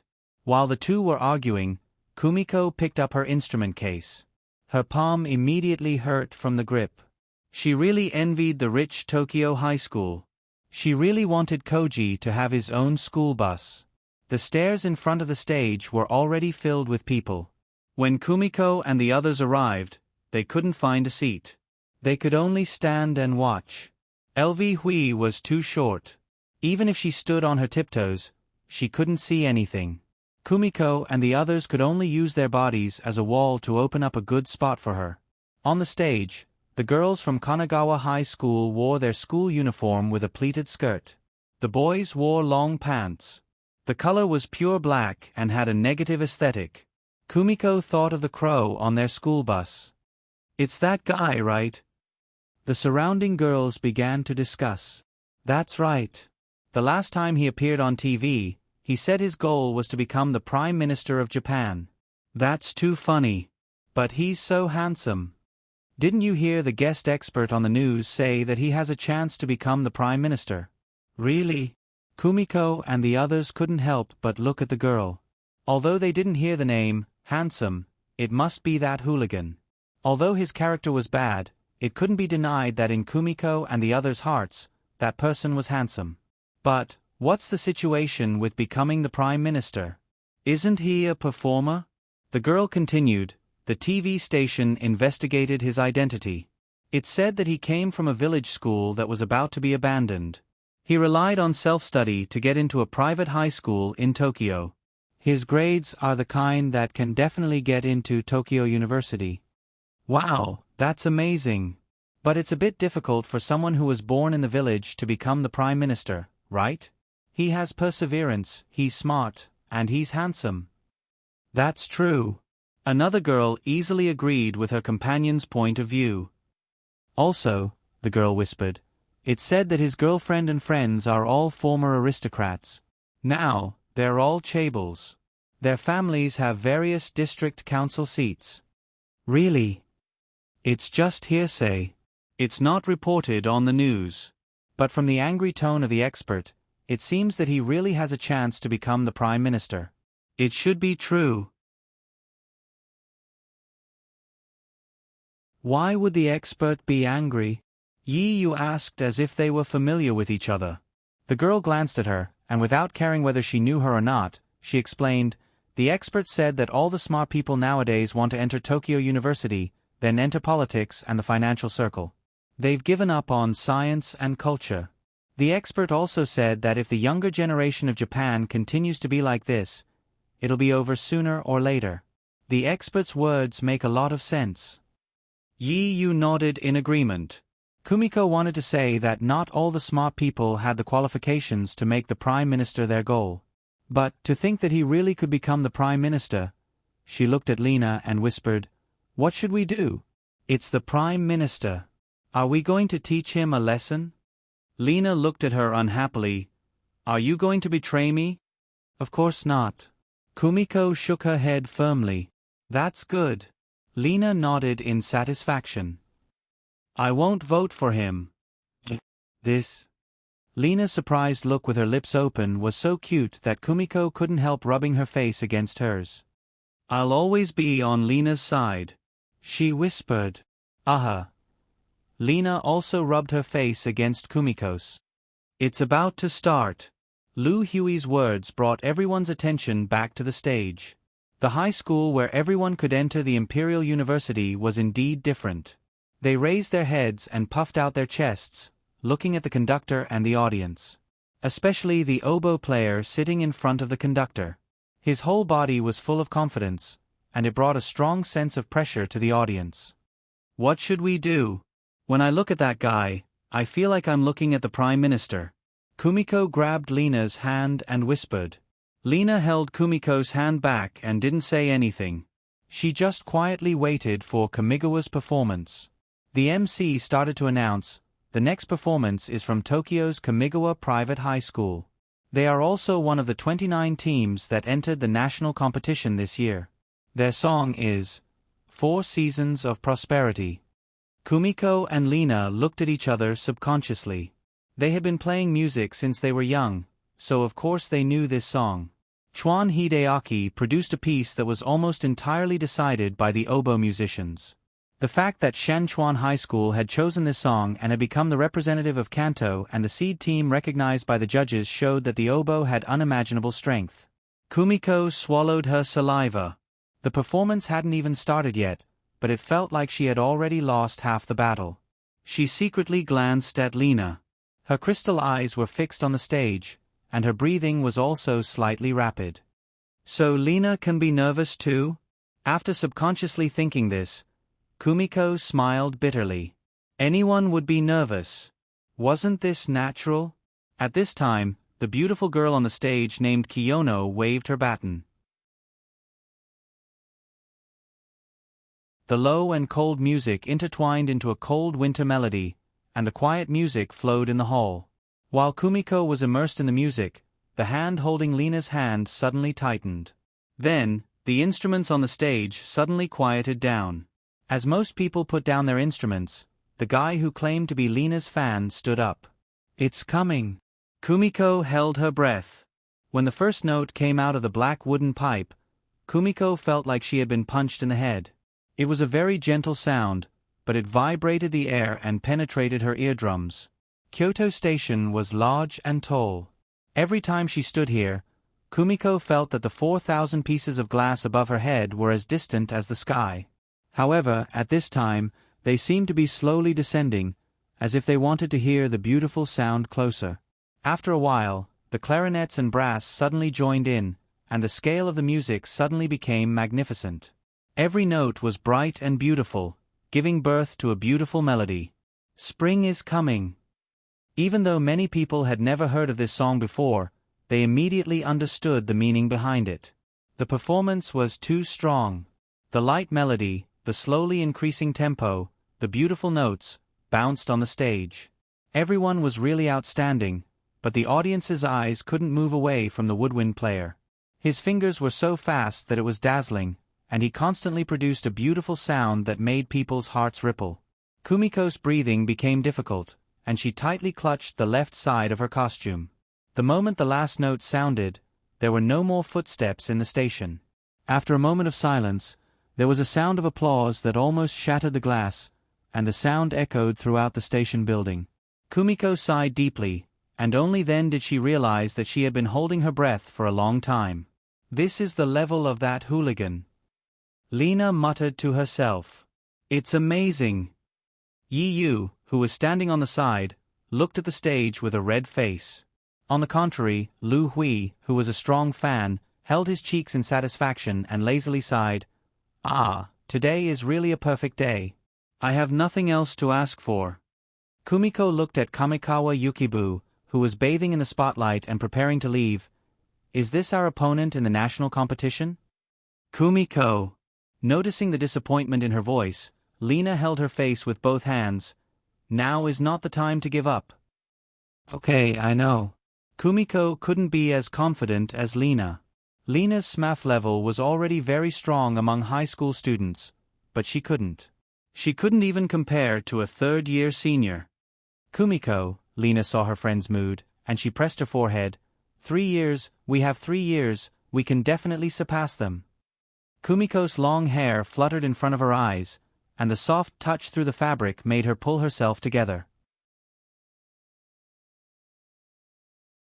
She felt an impulse deep in her heart, and her throat felt itchy. She couldn't tell whether it was joy or shame.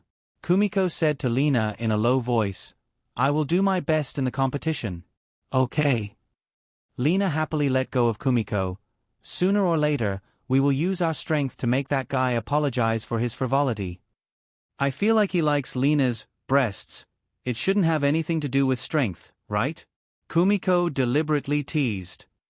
I'm going to hate you. Ah, sorry, I was wrong. I won't make this kind of joke again. Reina, please forgive me. Kumiko. Lena helplessly called out. While Kumiko went from being disappointed to excited, and began to tease Lena, the people of Kanagawa High School reappeared in the audience, ready to enjoy the performance of Kiyoshi High School. Kumiko suddenly felt lucky. Luckily, it wasn't Kita Yuji who was behind Kamigawa, or else the pressure would be too great. Reina! A cheerful voice called out from afar. Kumiko suppressed her laughter and looked at Lena. Lena's pretty face was naturally gloomy. If it weren't for the fact that there were too many people and there were no extra seats, she probably would have turned around and left. Reina, it's me, your first fan. The boy walked over. Hey, that's enough. Kumiko wanted to be more fierce, but after she spoke, she found that her voice was full of uncontrollable laughter. Lena rebuked her good friend and then stared at the boy. Don't think that you can be arrogant just because you're better than me. Arrogant? How could I? The boy hurriedly denied. I'm really your fan. Can you give me your autograph? That's the main reason I came to Kyoto. You still dare to bring that up? Lena's tone was very fierce, almost making Kumiko think that she was going to start a fight. I just want your autograph. The boy wasn't scared at all and continued to say, as long as you give me your autograph, Reina, I'll disappear immediately. Don't go too far. Lu Hui couldn't stand it. How can a boy do this kind of thing? That's right. Didn't you want to be Prime Minister? Doing this kind of thing will leave a stain on your future. Kumiko held back her laughter and joined in the reprimand. How do you know about the Prime Minister? Forget it, for Reina, I can give up the Prime Minister position. Kumiko was stunned for a moment, then she turned her head and couldn't hold back the smile on her face, saying to Lena, he said he can give up the Prime Minister position for you, Lena. What does it have to do with me whether he's Prime Minister or not? Lena snapped back at her bad friend. Don't be angry, Kumiko comforted her. I don't think this classmate has any bad intentions. As expected of classmate Kumiko, Toru Watanabe praised her and gave her a thumbs up. When I become Prime Minister, I'll definitely promote you to be my secretary. Didn't you say you didn't want to be Prime Minister? Lena glared at the boy in front of her. In her eyes, Toru Watanabe was just a Tokyo hooligan who relied on his playing skills to bully girls. As long as you give me your autograph, Reina. Don't even think about it, go die. Toru Watanabe could only look at Kumiko, who had a good relationship with Reina. Kumiko classmate, please help me, I just want your autograph, I don't have any bad intentions. Yep, Kumiko pretended to think, if I help you get your autograph, you won't be Prime Minister, and if you can't be Prime Minister, I won't be able to become the Prime Minister's secretary, so sorry. Are you messing with me? Yep. Kumiko nodded without hesitation. Ha ha ha. Lena, LV Hui, and you all laughed at the same time. Toru Watanabe also laughed helplessly. Asking a girl for her autograph so presumptuously as a fan, he deserved to be played. Moreover, he wasn't going to argue with a few young and lively high school girls. As soon as he laughed, the others stopped laughing. They all stared at him, dumbfounded. Toru Watanabe reacted and said, Reina, give me your autograph. Go die. Toru Watanabe slowly stopped laughing and looked at the girls on the stage as if nothing had happened. They were wearing white suits with long pants and black ties, and their hair was tied up in ponytails. Although they were girls, they looked very clean and neat.